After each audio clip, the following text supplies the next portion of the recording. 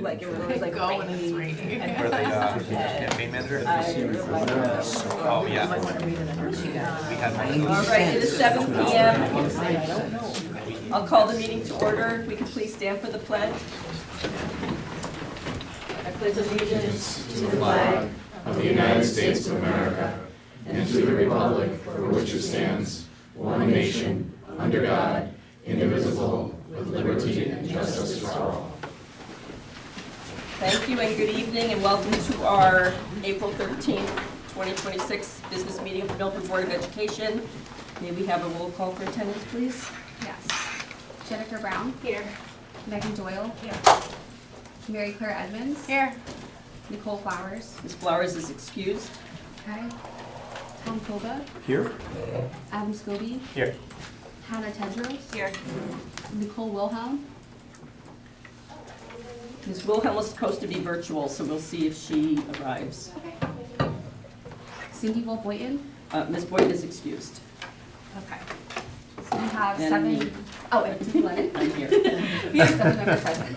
Okay. All right. This is a business meeting, so we have some business to attend to before we get to our other business of the Long-Range Facilities Master Plan presentation. We first have student reports. So we have, Foreign goes first, I think, tonight.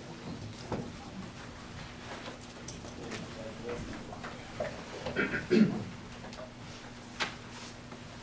evening, everybody. It's great to be back with you. These last 2 months felt like forever, but here we are. Unfortunately, Shay has a lacrosse game today, but she sends her best wishes. In early March, students from East Shore and Harborside visited Foreign to seek future electives when they're enrolled students for the class of 2030. New inductees of the Rho Kappa, Quill and Scroll, and World Language Honor Society were inducted a few weeks ago. Congratulations to all. On March 31st, students in grades 9 through 11 took the PSAT or SAT, while seniors did not report to school and used the day as an internship college career exploration day. Math Honor Society students took time during advisory to help students review, practice, and boost math skills to build students' confidence for the PSAT or SAT. We were very fortunate to have welcomed 3 new teachers to the Foreign High community, Mr. DiCarlo, Mr. Miller, and Ms. D'Amato. We would like to recognize Tao Pham and Andrew Bishop. Both were selected for SCC Scholar Leaders due to their outstanding scholarship and leadership. Huge congratulations to Tao and Andrew. Also a congratulations to Penley Berndelmeyer and Sonny Montanaro for receiving the Connecticut Association of Schools Art Awards. This award was presented to these individuals because of their excellence in visual and performing arts. Congratulations to Sonny and Penley. Students in business classes were able to attend a seminar at Total Mortgage Arena. They learned important factors such as networking, relationship building, and getting involved. It was the last ever school day game because the Bridgeport Sound Tigers are unfortunately moving to Canada. AP seminar students completed their dry runs for their College Board team presentation. They blended their individual research into a team and came up with solutions. They covered topics such as childhood drama, obesity, and medical technology. Students in Bake Shop were studying dairy and pastry-based desserts. The delicious smell in the hallways were from cream puffs, chocolate, and cheesecake topped with some fresh fruit. Students in Mrs. Dotson's Art for Seniors class created a flower bouquet made out of paper. It taught students fundamental art skills through 3D lines and shapes. In journalism, editors just published the newest edition for the Main Street Mirror. Be sure to get a copy for yourself or check out some great articles on our website. For the last time this school year, mentoring students visited their mentees at the elementary schools. Students were able to interact with one another, play games, and have a great time. The Milford Mariners finished the winter season with one of their best in recent memory, racking up 25 wins in the past 2 seasons and making it to the state semifinals for the first time since 2014. Congratulations to 2 Milford hockey players, Nate Cole and Aiden Riker. Both were mentioned to the second team of All-SEC for ice hockey.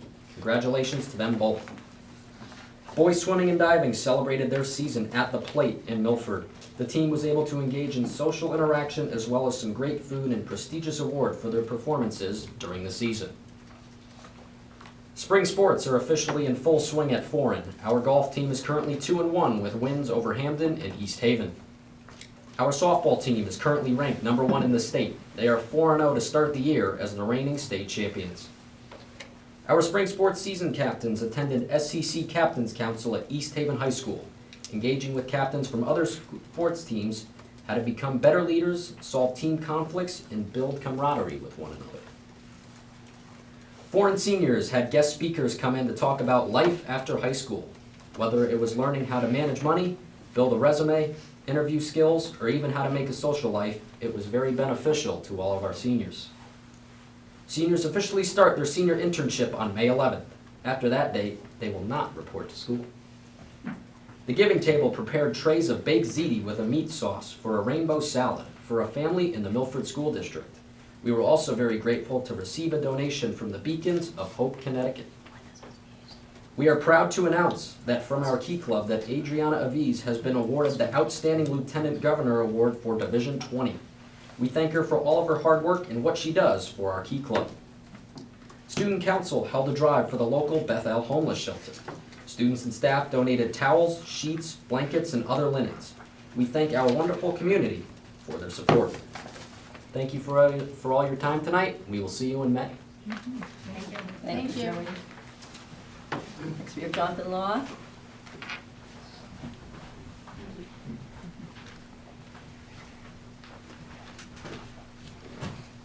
Thank you, board members. It's a pleasure to be with you once again.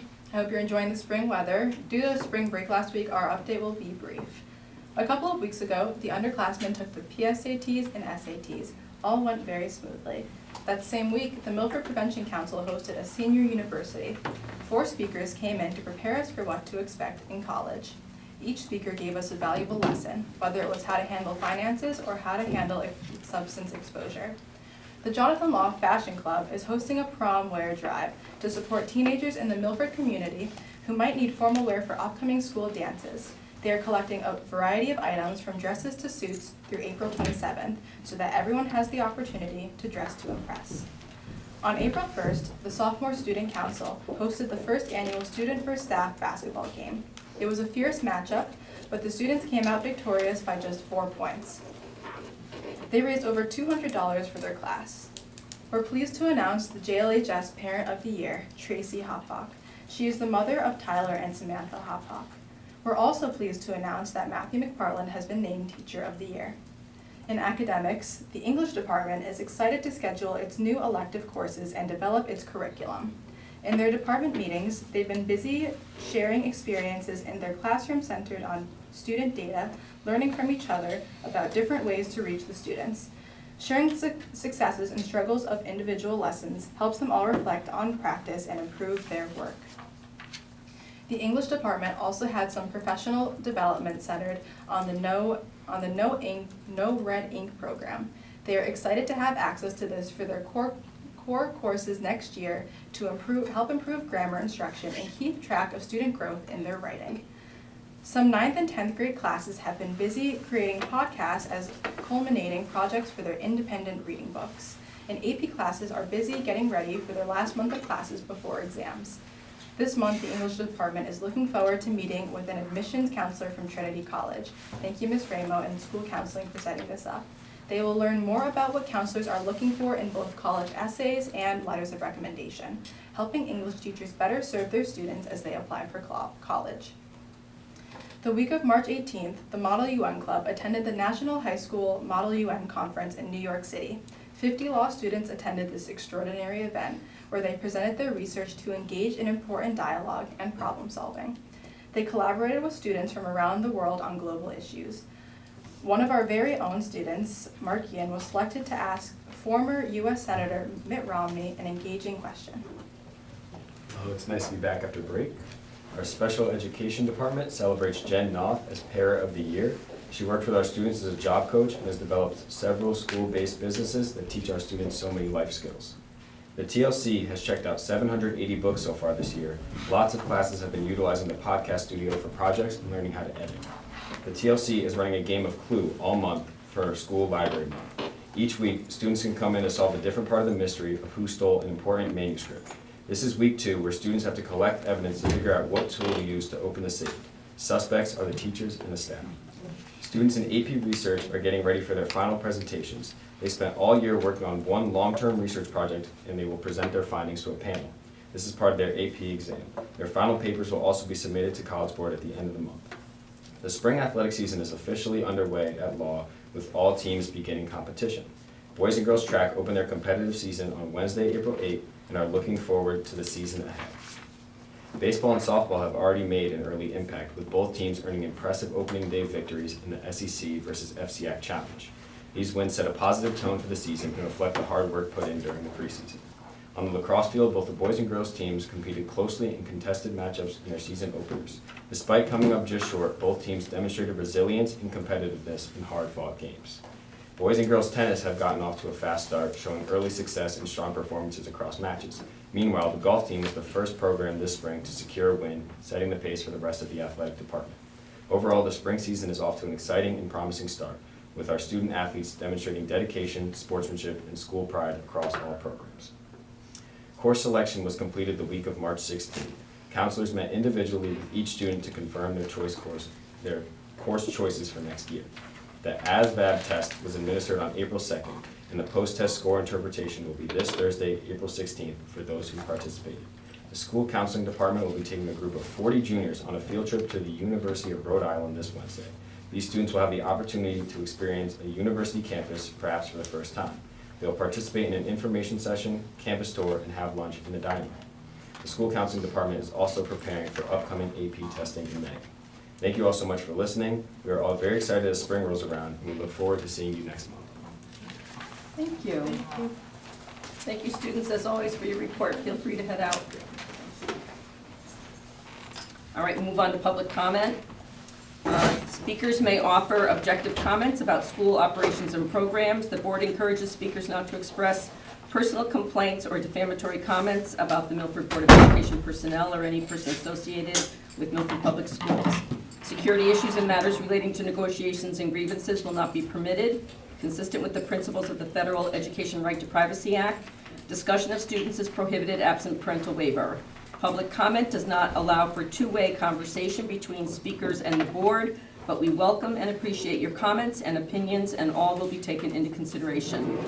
Please note our meetings are televised and live streamed on YouTube, and we ask that you state your name and address for the record and limit your comments to 3 minutes. And Ms. Doyle will be the timekeeper. So if anybody would like to make public comment to us this evening, the podium is yours. I guess I'll go first. Good evening, and I know you have a lot on your plate, so I will not take much of your time. My name is Ranjit Bhave. I'm a Milford resident since 2008, and I'm here to invite all of you for annual Teachers Appreciation Day, or we call it as Guru Vandana. It's on May 16th from 4 p.m. to 6 p.m. at Margaret Egan Center. Last year, Milford Mayor and some teachers and principals from Milford and surrounding towns attended the event. So in Indian culture, a teacher is called as a guru, which essentially means the one who removes ignorance and guides us towards knowledge, or who removes the confusion and guides us towards clarity. And this is not just a cultural sentiment. Actually, it resonates across multiple generations as well as across many continents. And it's a timeless truth. And teachers are not just educators, but they build lives, and their lessons go beyond the textbooks. So a teacher is like a candle who consumes itself, but shines a path for the others. So the teachers are also guiding stars, they are patient mentors, and as well as they are unsung heroes behind many success stories. So it would be our great honor to invite all of you, and if you could all join us on May 16th to celebrate Teachers Appreciation Day or Guru Vandana. Thank you very much, and namaste. Thank you. Thank you. Board members, we did get an invite in our inbox. Is there anybody else who'd like to address the board this evening for public comment?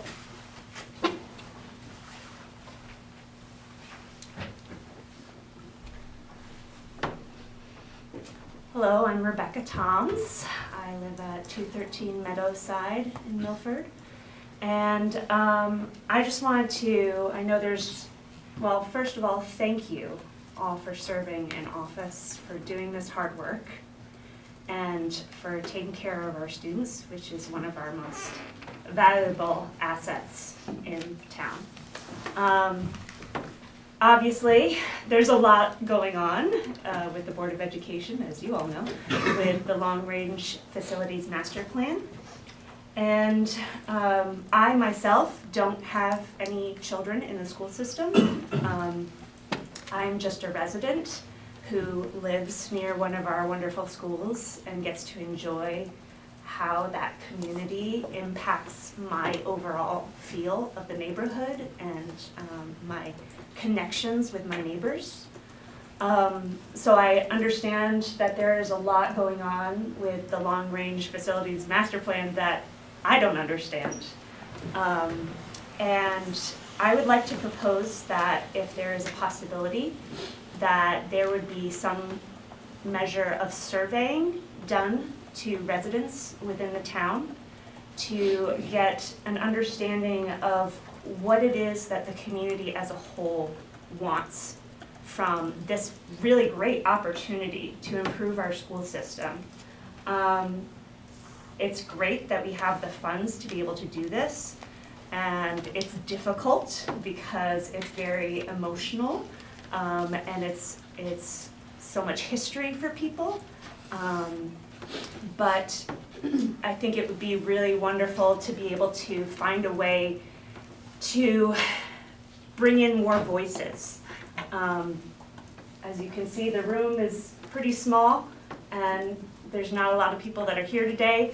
Granted, this is a regular business meeting, and I do hope that other meetings will bring in more people, but you know, there's all sorts of people, it's different schedules and things like that, so giving people the opportunity to voice their opinions on such a important topic for the sake of their kids, for the sake of the quality of the education, and for just the feel of our community, I think would be invaluable.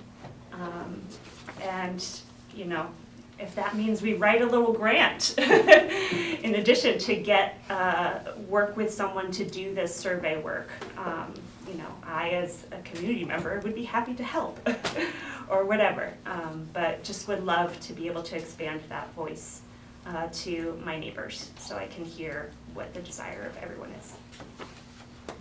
Thank you. Thank you. Is there anybody else who'd like to address the board this evening?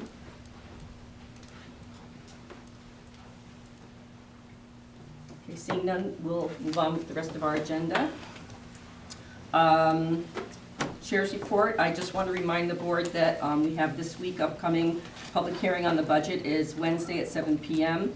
And then Dr. Kataya and I will be presenting the budget to the Board of Aldermen at 7 p.m. on Thursday. Both of those are in City Hall. We're coming up on the last 2 months of the school year, so it's a really busy time. You'll be getting lots of invitations to different end-of-year activities, so keep an eye on your inbox. As I mentioned, we did have the invitation that was spoken of earlier. And next month is typically the halls of Parsons will be lined with artwork. I hope that is still in the plans for this year. It's a beautiful celebration of art in Milford Public Schools. So I hope you'll take the time to look at what will be displayed. We do have coming up after tonight, we have the presentation of the draft master plan by Perkins Eastman, and then on the 20th of April, that's next Monday at Jonathan Law, we're having a public engagement session at 7 p.m. And then on the 27th of April, we will be back here in the boardroom with final discussion and action. I do want to remind everybody that this is work that we've actually has been ongoing for almost 3 years now. We actually started the work with surveys and public forums for the school and community members, and then last year we had several community conversations that were on a Saturday morning, so we've tried to vary the ways and days that the public can be involved. And as I mentioned, we do have another one coming up. So we are doing our best to allow for public access and public participation. It is very important. I've said frequently that our schools are a community asset, so we want to be doing the right thing. So with that said, I'll ask if there's any liaison reports. Ms. Doyle? Thank you. The Facilities Committee met last week. Yes, it was last week. No projects are moving forward this summer. We will be continuing, well, let me rephrase that. The law project will be started, but none of the other projects, the AC, the roof, or the East Sports Centers because of delays from the state's side. So that'll take another year before we can really start those projects. But otherwise, we're on track to go forward, and we will continue with the projects. All right, thank you. I did meet with PTA Council last month and informed them of the work of the board and reminded them about the budget information and the public engagement sessions that were coming up. Any other liaison reports? Okay, I'll move on to superintendent's report. Thank you, Ms. Lennon. Thank you, Board of Education members. We'd like you to consider the graduation date for the graduating class of 2026. In the state of Connecticut, we are required to complete 180 days of schooling. The 180th day this year, due to snow, has been moved to Tuesday, June 16th, and the 181st day, which is the calendar year for our students here in Milford, is Wednesday, June 17th. Therefore, I propose to the board to consider graduating the foreign class of 2026 on Tuesday, the 16th, and the the law class of 2026 graduating on Wednesday, June 17th, with graduation starting at 5:15 p.m. each evening. Ms. Doyle, do you have a motion? I do. I recommend that I move. that the Board of Education, Milford Board of Education establish graduation dates of Tuesday, June 16th and Wednesday, June 17th for the senior classes of Foreign and Law High School, respectively. Graduation ceremony should begin at 5:15 p.m. for both schools. Is there a second? Second. Second by Ms. Tedros. Is there any discussion? Mr. Scobie? I just have a quick question. Do you have a date for the academy? So we wait for this evening for you to vote on the high school, comprehensive high school graduations. And usually, if we follow suit, which we plan to, it's the night before the first graduation. So that would be Monday, the 15th. Cool, okay. But we will put that schedule out, Mr. Scobie, and actually we'll put out the moving up ceremonies for our 8th graders along with these 3 dates, academy, law, and foreign. And we'll be asking you to RSVP so that we can make arrangements for seating for you. Thank you. Any other questions or discussion? Seeing none, all in favor? Aye. Any opposed? Ms. Wilhelm, you're in favor? Yes, Okay. aye, sorry. That's okay, motion carries unanimously. Thank you. At this time, we're going to be moving to the food service financial report, and I'll be moving things over to Ms. Faustin.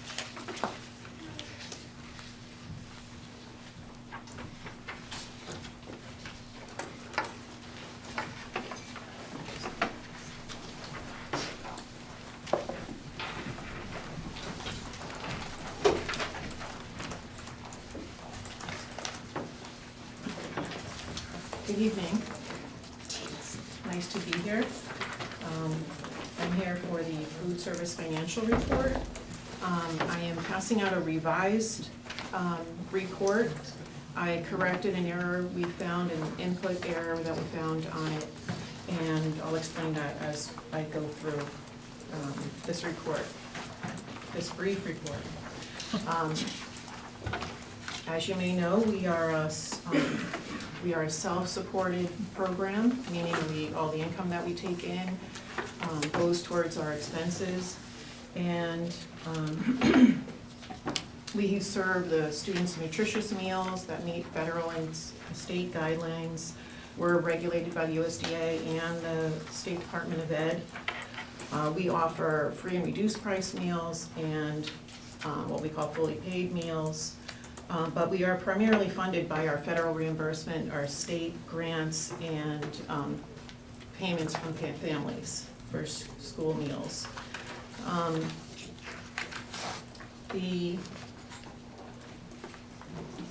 We've had a challenging few years coming out of the pandemic. We've had, during the pandemic, we had higher reimbursement rates, and we had some supports to help us financially. And the past few years, we've been working out of that mode so that this year we are back to the old model where we get reimbursed at a lower rate for free, reduced, and paid meals, the fully paid meals.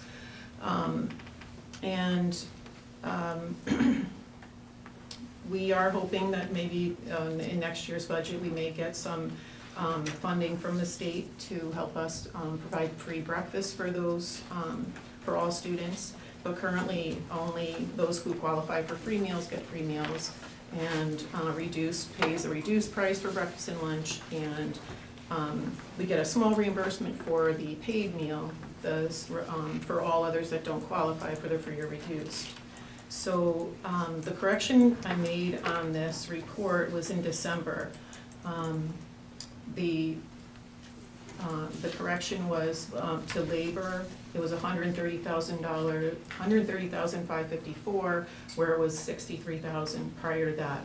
And that was just an error that we made in creating this report. This is an Excel spreadsheet, so we take information from a variety of our softwares, and in the process, we have had an error for that month only.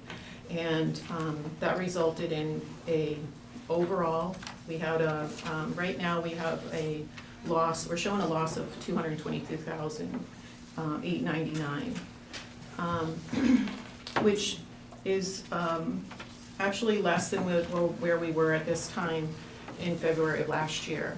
I do anticipate some state funding coming through that we get routinely, which is like healthy food certification, which we're going to talk about next, as well as some per meals funding that we get from the state, as well as some a block grant. And we're getting a variety of different local food grants that we should be getting reimbursed for in the next few months. So I'm hoping it's not going to look as bad as it does now. So does anyone have any questions?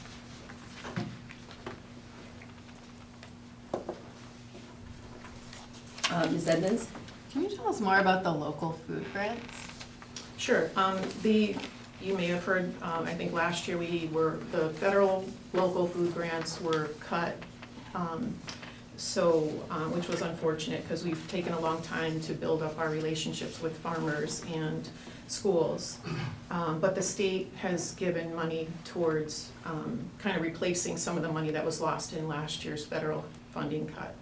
And it helps us buy local produce or anything local. We can buy beef or pork, or mostly we buy vegetables with it.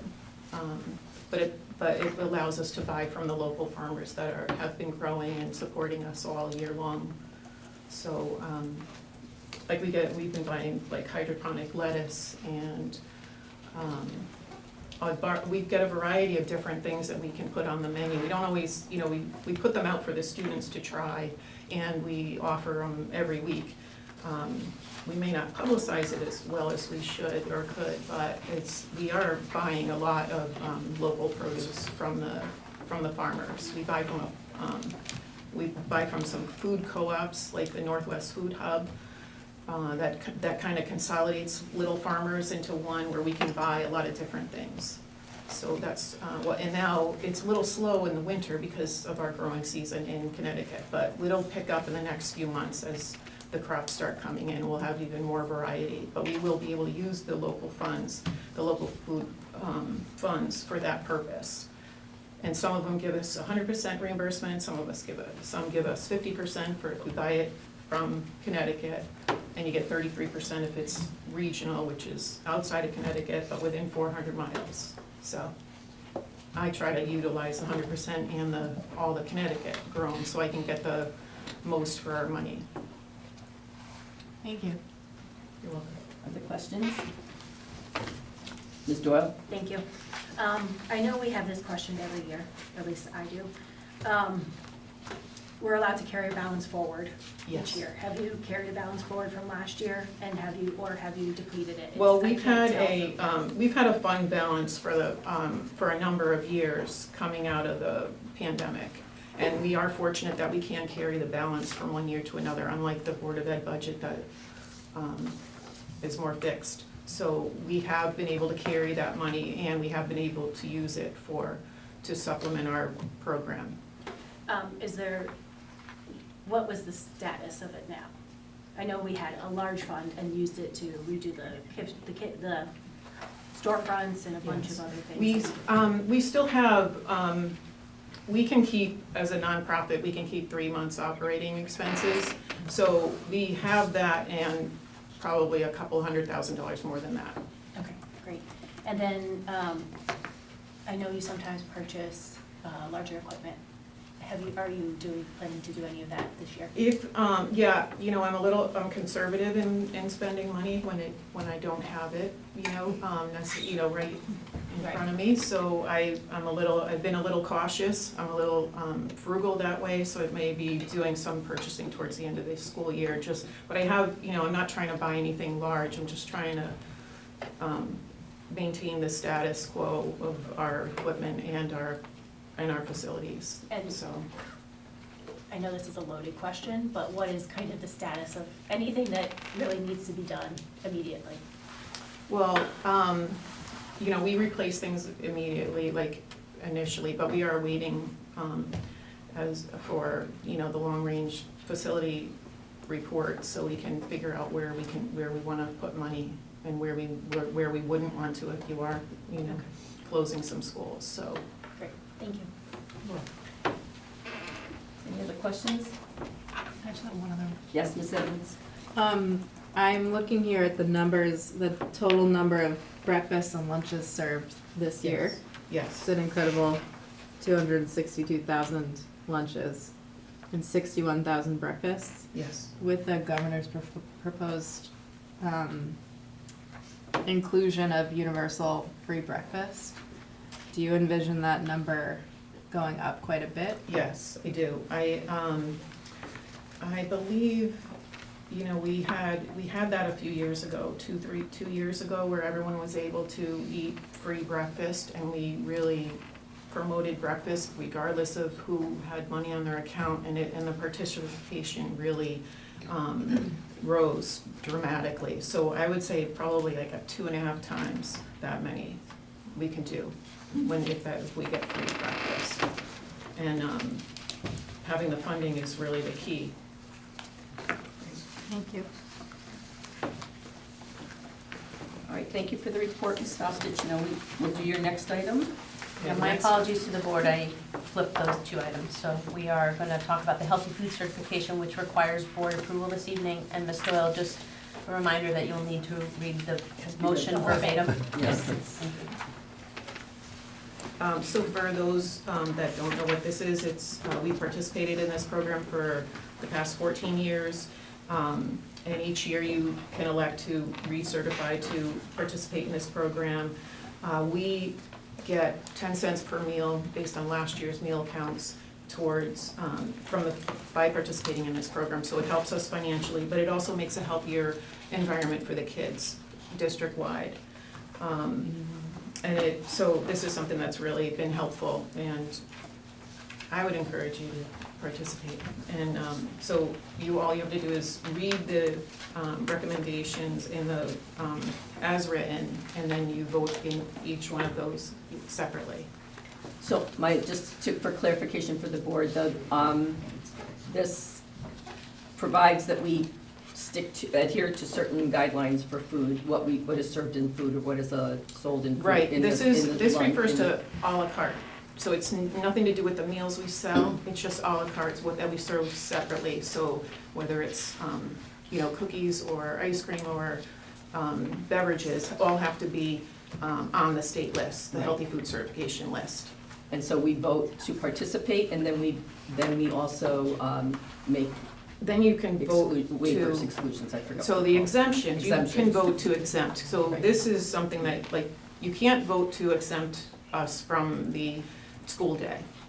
So you vote to participate during the school day, but at night and on the weekends, you can exempt all of those, any events that happen on, at night or on the weekends. And that's important because that's when, you know, the clubs and whatnot do fundraising. So it does, so it helps, it gives, still gives everybody an opportunity to do fundraising at night and on the weekends without having to follow these guidelines.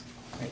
So, and they'll sell more if they don't follow those guidelines on the weekends anyways. So before we go into the motion, do any board members have questions about that? Okay. All right. Okay. We do one at a time, right? We have to do Yes, one at a time. Okay. I move that pursuant to Connecticut General Statute, Section 10-215F, the Milford Board of Education certifies that all food items offered for sale to students in the schools under its jurisdiction and not exempted from the Connecticut nutrition standards published by the Connecticut State Department of Education will comply with the Connecticut nutrition standards during the period of July 1st, 2026 through June 30th, 2027.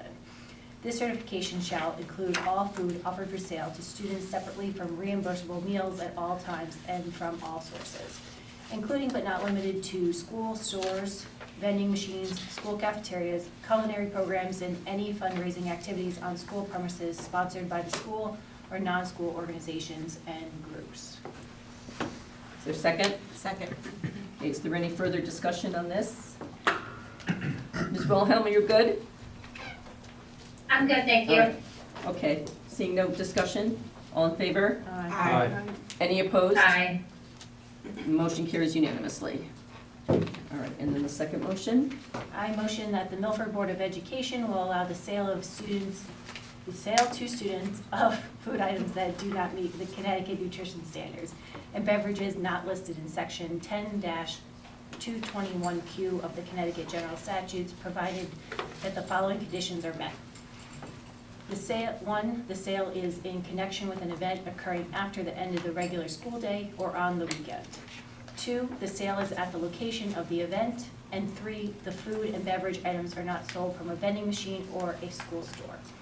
An event is an occurrence that involves more than just a regularly scheduled practice, meeting, or extracurricular activity. For example, soccer games, school plays, and interscholastic debates are events, but soccer practices, play rehearsals, and debate team meetings are not. The regular school day is the period from midnight before to 30 minutes after the official school day.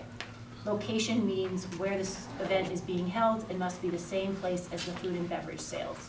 Your second? Second. Any discussion? All in favor? Aye. Any opposed? Aye. The motion carries unanimously. All right, thank you, Thank Ms. you, Faust. Ms. Nice to Faust. see you in August. Thank you for your support. The next item, board members, is the acceptance of the Pumpkin Delight Elementary School expansion addition, which I'll turn over to Mr. Brennan. Thank you, Dr. Kataya, Ms. Glenn, members of the board. In front of you is the proposal for the acceptance of the project at Pumpkin Delight for our school expansion and alteration, which was recently completed. The Permanent Schools Facilities Building Committee voted that this project was complete after a thorough checklist from Mr. Bradbury was conducted, and it was accepted as complete by the Permanent Schools on February 1st, by February 19th, 2026.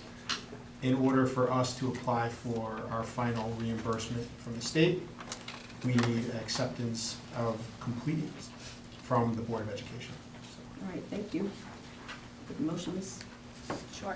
well, I motion the Milford Board of Education accepts the Pumpkin Delight Elementary School expansion in addition project. State project number 084-0213E/A as 100% complete.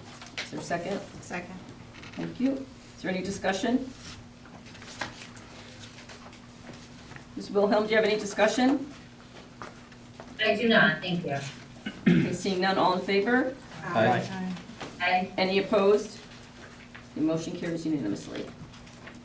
Thank you. It's time for the Talent Management Development Monthly Report. Ms. Capazzi. Thank you. In my report, you'll see we have the listing of job postings, personnel recommendations, retirements, resignations, terminations, and stipend appointments. Just want to point out a few things. You have the spring coaching appointments and stipends from both law and foreign this month. And also I want to mention that both this month and next month in my report, you'll see our annual cleanup. You may wonder why there's so many terminations. We look at those employees who have not actively worked in the past 12 months. And these are typically per diem substitutes from all various categories. And if they haven't actively worked, we terminate them out of our system. If they want to come back, we'll entertain that and have them reapply and reprocess them. So that's why there's so many terminations in the report. And then also I wanted to mention that the teacher retirement number is up to 9. We have 9 teachers retiring at the end of the school year. That's it. Any questions for Ms. Capazna? Just to clarify, Ms. Capazna, a lot of these postings are, I think, for summer. Yes, ESY. Extended Yep. school year and special ed needs that occur during the summer, correct? Yes, and most of the teacher openings that you'll see posted are in anticipation for August, September. Thank you. Any other questions? Okay, thank you, Next Ms. item Capazna. is the disbursement report. Mr. Brennan? Thank you, Dr. Patel. In your package, members of the Board of Education, you will find a list of all the items over the amount of $1,500 for the month of March. At this time, I'm happy to answer any questions you may have. Questions?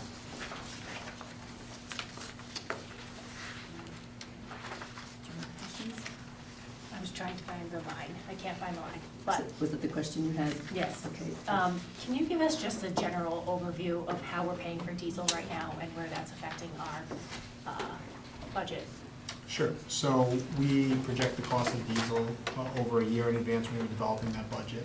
And we look at a number of metrics to try to anticipate what that final cost is going to be. We currently work very closely with the city who purchased this diesel off of the state contract, one of the state contract lists. And that price, although does fluctuate a bit with the market, it is at a reduced rate. Currently, we are seeing a larger increase for this past month of March than was in the month of February.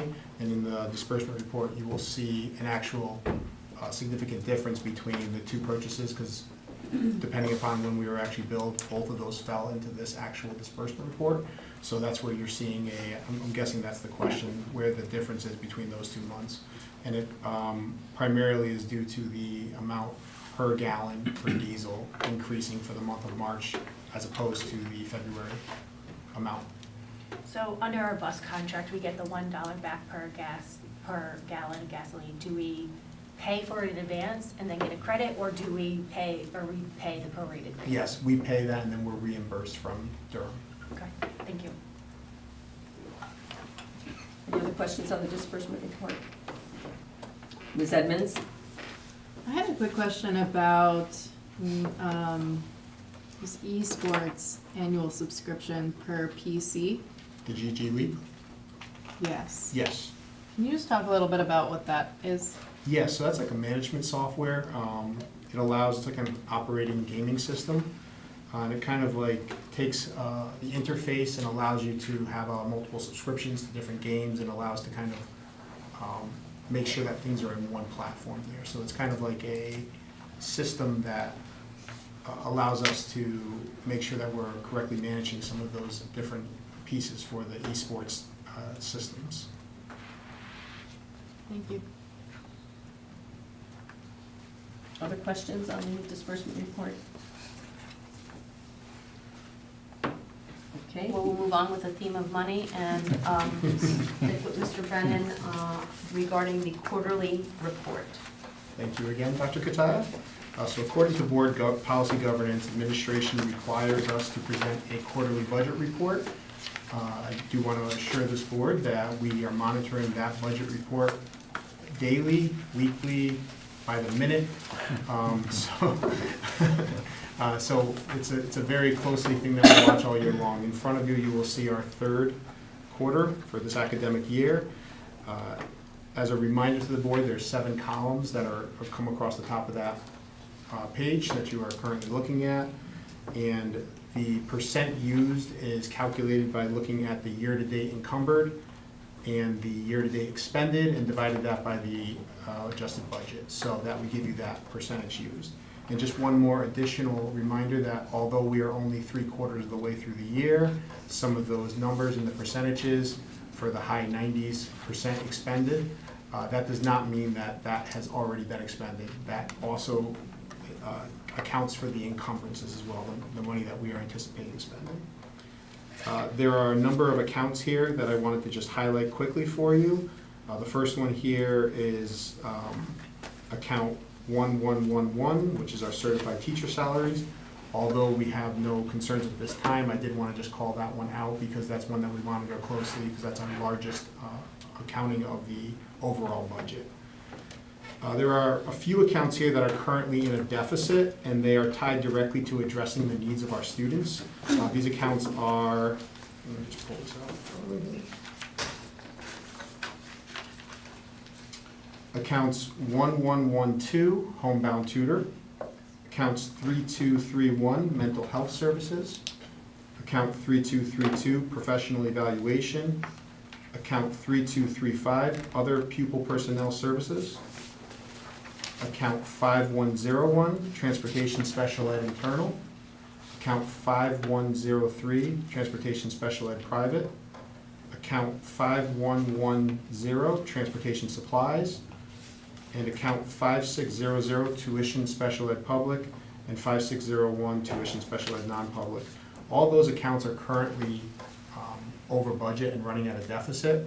Those are based on student needs, and as we have discussed numerous times at this board level, that the needs of our students are increasing over these couple of years, and we are obligated to ensure that we are meeting their needs. So as you will see in these specific accounts that I just read out loud, you will see deficits in there. At this time, when we look at the budget as a whole and factoring in the money that we will receive for excess cost, reimbursement from the state, we anticipate that we are going to end this year with a balanced budget and have no concerns at this time. Do we have questions for Mr. Brennan? Ms. Doral? Thank you. Mental health services, is that that's a large account that we usually don't see at this time of year? At least I don't remember that one. Is any of that attributable to changes in federal funding or grants? Yeah, so the mental health services was one of the ones that was part of the, based on the services for those students. Mr. Zenowitz, did you want to talk a little bit about the mental health services account? Those are students that require outside specialized services that are in outplacements. We have some that we need to consult with in district. It's services that have been required. When I was looking at the different lines and where they were, that we had, that's where they come out of. I wasn't here in the past, of course, so I can't speak to different things. All I know is that is where the mental health services are and the needs per the IEPs. We monitor it on a daily basis up in my office, meeting with the team downstairs as well on an ongoing basis, just to make sure that we're in line and in sync. I would not say it's because of a heightened need of students with services per se right now. It's just. It's not a reduction of a grant, to answer your question directly. Right. No. Okay. Has nothing to do with the bridges grants that we were worried about? It has nothing to do with the federal grants, I think, is The what federal Ms. grants, Doyle is that's asking about. Thank you. Any other questions? Ms. Edmonds? I had a question about professional evaluation. Does that include kindergarten waivers, or is that something different? No, that is something different. That would be special ed related services for professional evaluations. Gotcha, thank you. I had 2 questions. I think I know the answer, but so for something like electricity and athletic transportations where we're either very close to 100%, 3/4 of the way in, or a Yes. little bit over. So is it the encumbrance that will carry us through to the end of the year? Yes, and I Basically. think specifically for the transportation athletics, that's actually good news. That means that we have made many postseason events for our athletic teams, and that's why it's over from what we had anticipated Okay, with the budget. right. So that's actually a good news in a way, when you think about the reason why that one's running at a deficit. Okay, thank you. No other questions? All right. That completes the superintendent's report, Ms. Clement. Thank you, Dr. Catania. All right, next item on the agenda is the draft long-range facilities master plan presentation by Perkins Eastman.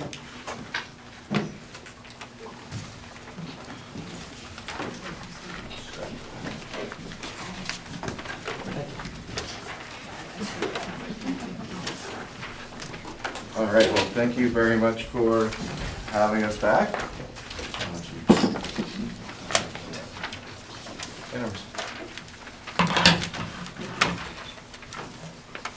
All right, well, hope you all had a great spring break. We're excited to be back with you, and thanks again for having us. So we're going to give a quick recap of where we've been for the project, but we'll spend the bulk of our time thinking about the implementation of the plan, which I know has been a topic a lot during the community events we've had over the last few months. So we're going to talk about some logic that's informing that, and then some recommendations and some scenarios that you all can consider for implementation of the plan, and then line with some next steps.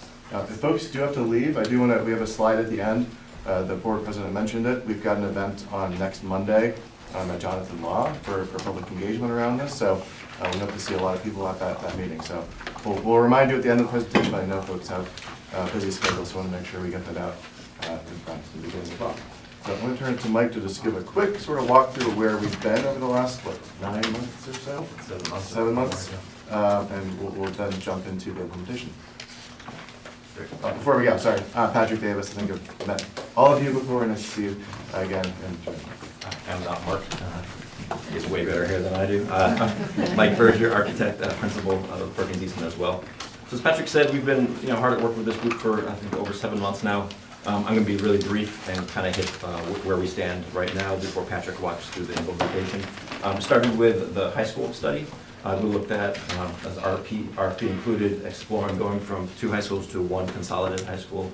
That process included a preliminary space program to see how large a school of the consolidated students would be, including the athletic fields, all the site circulations, so we knew how big the parcel would need to be. We looked at a number of sites throughout the town, throughout the city, but based on the limited availability, the board has decided to maintain the 2 high school structure. But that doesn't mean we leave the schools, because we leave the schools as is. Renovate like new means basically at the end of the day you renovate the school, and most of the components have a 20-year warranty life on them, but the schools are really designed to last around 50 years, 40 to 60 years. So at the end of the day you're winding up with basically a brand new school. If you look at the square footage of the 2 existing schools, the area doesn't seem to be the problem. They seem adequately sized, but it's how those spaces are subdivided, the adjacencies and safety factors. So I think aligning the spaces within the school to align better with the programmatic needs, future programmatic needs of the high schools. That's what we looked at. And a detailed feasibility study would be needed to address and basically identify the scope of the projects. But there is a dollar amount associated at the bottom of the page as a ballpark. Next, we looked at the middle schools, and also in the RFP, we explored going from 3 to 2 middle schools, and the recommendation of this board was to go from 3 to 2, and closing out Harborside in the center of town, maintaining a middle school on the west side and middle school on the east side of town. Next, most recently was a study of the elementary schools, going from 8 to 6. And again, currently the plan is to close Cap Penn and Meadowside, 1 on the east and 1 on the west. And before the implementation, we'll take a look at really the inventory of your existing schools. And what I just outlined here would be the closure of Harborside in the center, still maintaining your 2 high schools on the west and on the east, and like new, almost brand new schools at the end of the project, at the end of the implementation. Closing elementary in the center of town, but again, new schools on the west and the east, supporting your students. and then the closure of the 2 elementary schools on the east and west, maintaining 2 elementary schools on the west, 2 in the center of the city, and 2 on the east part of the city. And with that, Patrick has a lot of great information, so it's going to present. All right, thanks. So obviously, as we've been going through this work, we've been wondering, how do we actually do it? How do we do it in a way that makes sense for students, financially, for programmatic needs, from a construction standpoint? So we're gonna go through some of the sort of principles we were thinking through as we developed the scenarios, start asking ourselves some questions, and then we'll end with some recommendation. There are 2 different scenarios for you all to consider, and obviously for the broader community to consider next Monday. But generally, we want to understand, how do we sequence projects? So where do we start? What goes next? How do we start to build a complete program, a capital program over the next 20 years or so? There's some logic that we need to think about in terms of how projects start. Where do we start? Where do we go next? So we'll talk through some of that logic here in a little bit. Part of that is sort of an evaluation of which sites need what we call swing space. It's a jargony term, but swing space is essentially where are students getting their education during construction period. So as we've talked about, construction is typically about 2 school years worth of time, and we need to make sure that students have a good learning environment for that duration, right? So often that means finding alternative locations during that construction project. So we'll talk through the implications of that.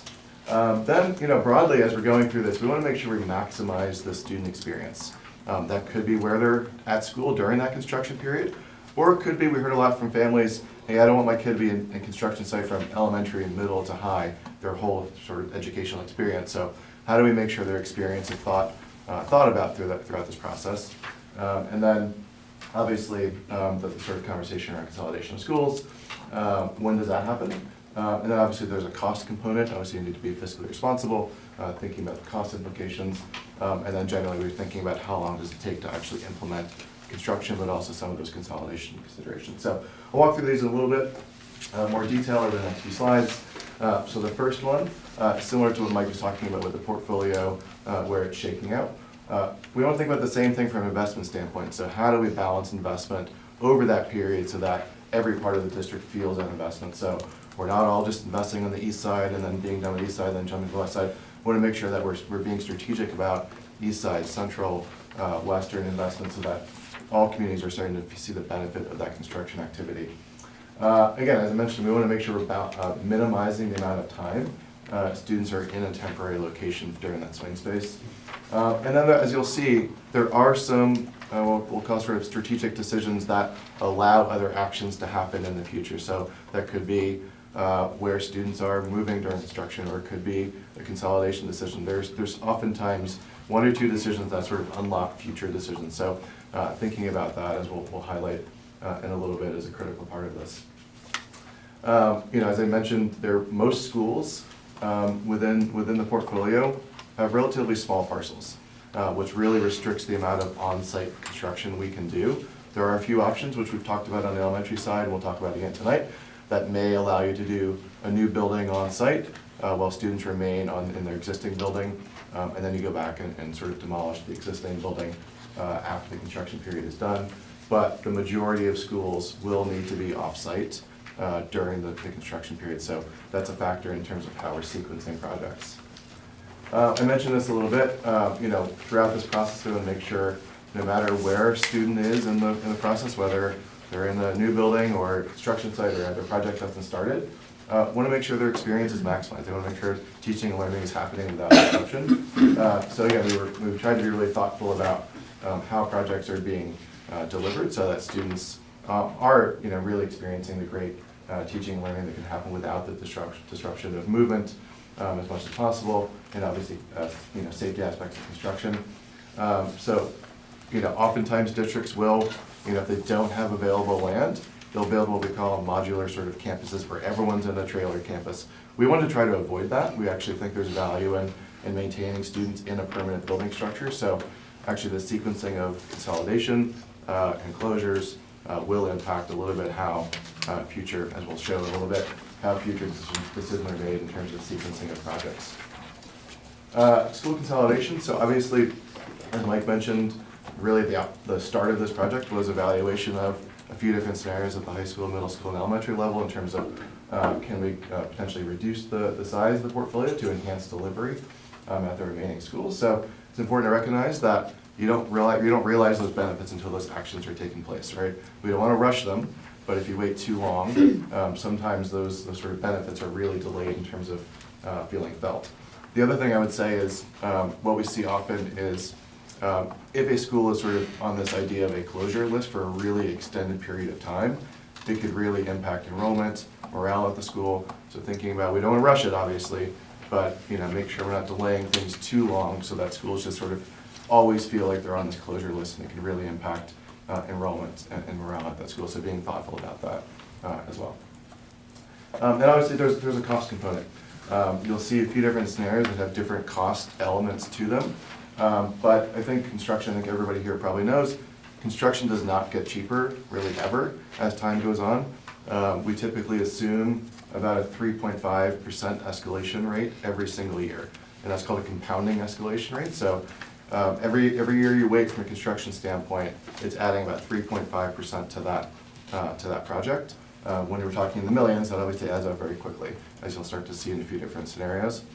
As we're doing that, just from a sort of technical side of things, we project out to the middle of the project. So if the project is 4 or 5 years, we project out the overall cost of that project to the middle of that project, which is typically when you're buying out subcontractors and things like that. And then how long will it take? So I wish I could snap my fingers and we have a new building tomorrow. Everyone wants to see a nice new building. You can go touch and students can experience. But there's a significant amount of work that has to happen to deliver that. There are some unique things here in Connecticut and certainly in Milford that do require a good amount of time. So typically a project is going to last about 5 years. So again, we're not doing a project and delivering it tomorrow. There has to be a process in which Mr. Brennan and Superintendent, you all submit your capital budget to the mayor, I believe in May, and there's a process back and forth with the city. I think by March or so you typically get approval in terms of that budget, but then there's another series of approvals with the Public Permanent Buildings Committee, Board of Aldermen, state reimbursement process. All these things take a good amount of time, and then you have the traditional design and construction schedule. Even just the design and construction is about 3 years, give or take a little bit. But you need to design for about a year, and then we're planning about 18 months of construction. You'll start to see some schedules in a little bit. So overall, it's about 5 years. So as we're thinking about these decisions, again, we're not talking about tomorrow. We're not talking about even the next year. It's going to take a good amount of time to actually implement. So you got. Finish your sentence. Oh, yep, I'm good. Go for it. That 5 years is a lot of that is paperwork time, right? So that's. Yes. I just want to. Yeah, you'll see, we've got some schedules here in a little bit. You'll start to see the different breakpoints of each of those phases. So I want to make sure people understand that things are not happening. The process starts as soon as you can, but you're not going to see a new building for an extended period of time. So we went through a few different scenarios, and not to say these are the only thing that could be done.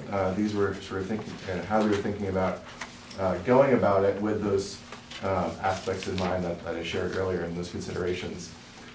So both of the scenarios we're going to present actually sort of follow a similar sort of waterfall effect in terms of sequencing.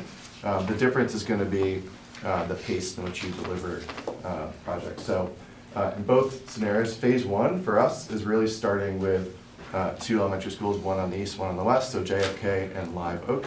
And those were selected because those are 2 sites that you can actually accommodate a new building on site at both of those schools. So you could keep the students in their current building during the design and construction period, build a new building on their property, and then once that building is done, the students would then move into that new building, and then you would go back and demolish the existing building and build fields and parking and things like that. But again, trying to maximize that student experience, we want to make sure students and families can stay in their building as long as possible. But what that does is you build those buildings to accommodate the future portfolio. So there's going to have to be some boundary changes, and there's a process you have to go through those, thinking about assignments. But generally, you want to build those buildings to accommodate the future state, which then allows you to go through that consolidation process to start the closure process with the elementary schools at Meadowside and Cap-Pen. So that's really important to start there, is because we don't need swing space for those projects. We can build them while students are in the building. But by the closure of Meadowside and Cap-Pen, that then opens up some other opportunities. We would then move to the middle schools on the east and west side, because as we've talked about, both of those middle school sites are site constrained, and those students will need to be off-site. We think they'll need to be off-site for construction. So we would then, after JFK and Live Oaks, we would then sequence to West Shore and East Shore construction projects. And then the students during the construction period would move to Meadowside and Calf Pen. We think those buildings will need a little bit of an enhancement, maybe a few modular buildings to support the middle school enrollment. Again, we want to make sure that middle school students have a great experience, even in a temporary location. So there might be these, you'll see in the budget, there's some money reserved to actually enhance those buildings a little bit just to accommodate the middle school programs. But again, the logic being, starting the elementaries, the two closures would then allow you to have swing space buildings on both sides of the city, go to the middle schools after that. After that, we would maintain the use of Meadowside and Calf Pen, so even if the programs aren't existing, those buildings will need to remain in your portfolio for a good amount of time because that swing space is going to be needed to deliver the program. So after the middle schools, we would then do the remaining 4 elementary schools in the portfolio, starting with Mathewson, which again we think actually can accommodate on-site construction on their property. But again, we want to make sure that the center part of the district is starting to see some of the benefits of new construction as well. But then moving to Pumpkin Delight, which we think will need swing space, and Orange Ave and Richard Hills would follow after that.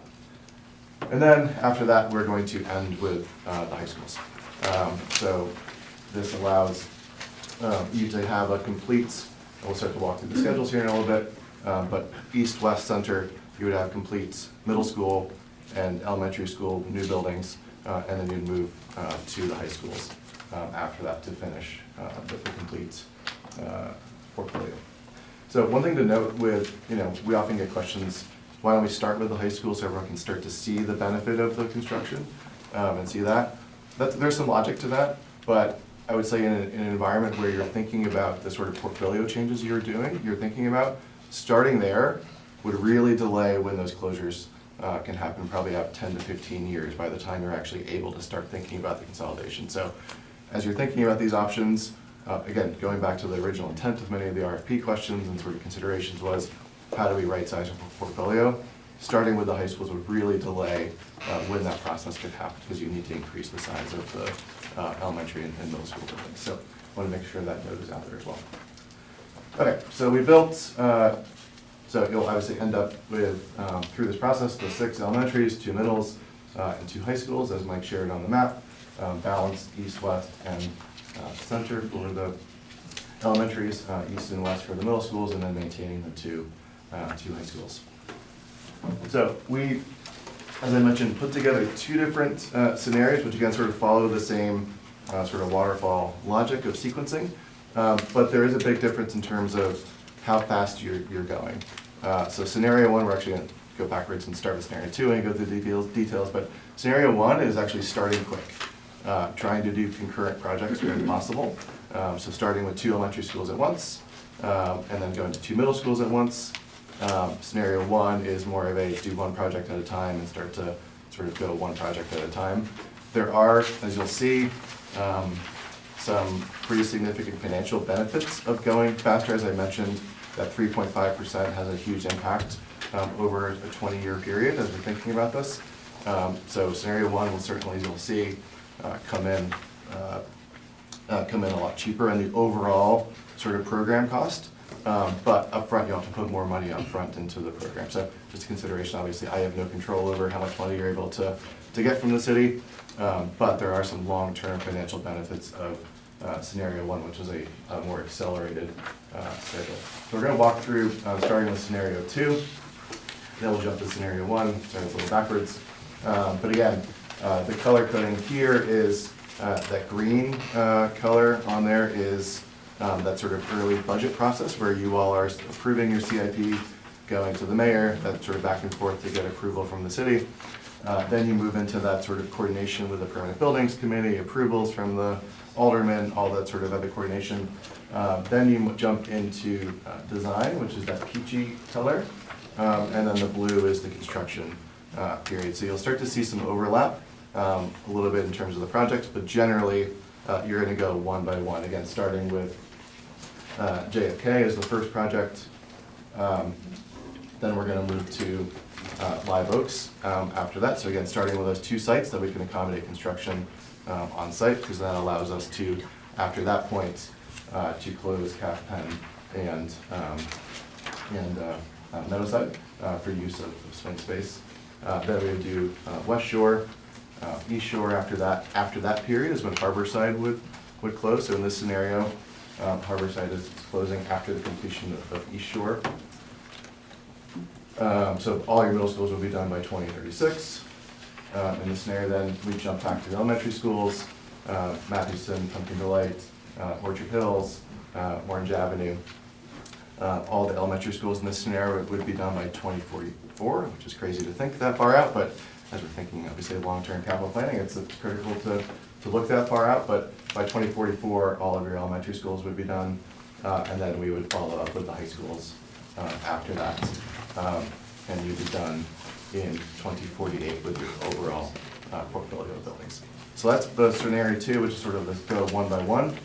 The alternative, as I mentioned, scenario 1, which accelerates early on. So you're going to do concurrent projects early to bring down the overall cost, as you'll see, but then also allows you to think about some of those consolidation scenarios a little bit earlier than scenario 1. So here's scenario 2, where I'll go through this sort of one by one in a minute, but you again start with concurrent projects, so 2 projects at a time for JFK and Live Oaks.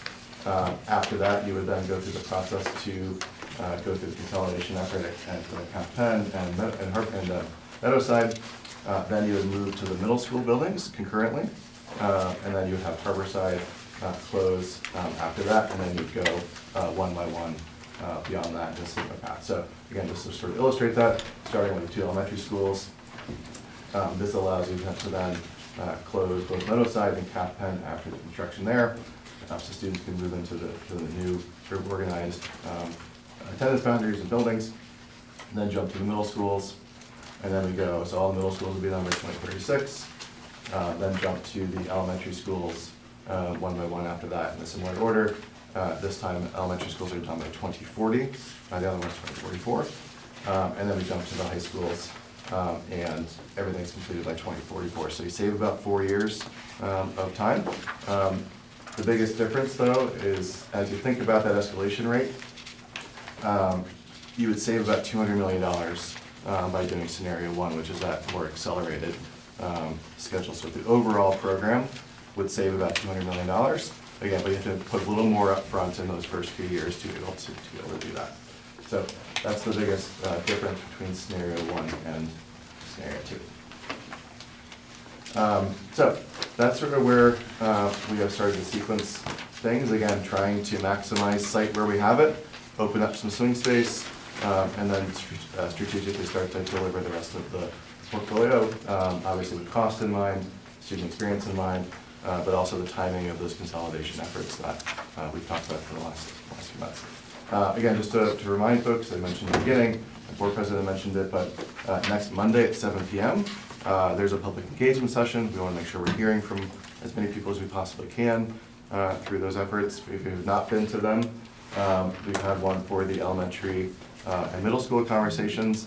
I think they've been really great conversations where the board members have been up and having one-on-one conversations with people. I found them to be very engaging and very informative. So I'd encourage you to come to Jonathan Law on next Monday, where again the topic is this sort of implementation, make sure we're sort of thinking about all aspects that are important to you as a committee. And then we're in the final stages of actually putting together the final report as well. I know we're going to come back later this month with the final recommendations, final report. The key chapter that's missing is this one, right? The implementation, so we make sure we're factoring in your voice, the community's voice into that process. So with that, I think we are at our slides. I went through a lot there, so happy to go back to any slides or any questions you may have. I just wanted to say one thing to start with. Looking at the capital investment scenarios, it's a huge number, but I'm having to keep reminding myself that this is over the course of 20 years. Yeah. And we would be putting money into our buildings anyway, over the course of 20 years, correct? And a significant amount of money, that, it's hard to quantify that right at this moment. But, what we've been doing all along is just putting money into buildings that are just getting older and older and older. Yeah, I didn't mention it on the slides, we've talked about it a lot during the last few meetings. Most of your buildings are of a similar vintage, similar age, and they're really all at a point where you need to think about major investment, either now or in the very near future. They're reaching that facility condition index that's sort of reaching a critical point where you need to start thinking about this. Yeah, we've talked about that continually in the course of this. I just know there's some new voices. Yep, absolutely, and I think it's important to keep saying that because, the board, 10 board members have, some of us longer than others, but everyone's up to speed, and we have been very carefully and diligently studying all of these different factors so that we have a good handle on what it is that we're talking about in terms of that.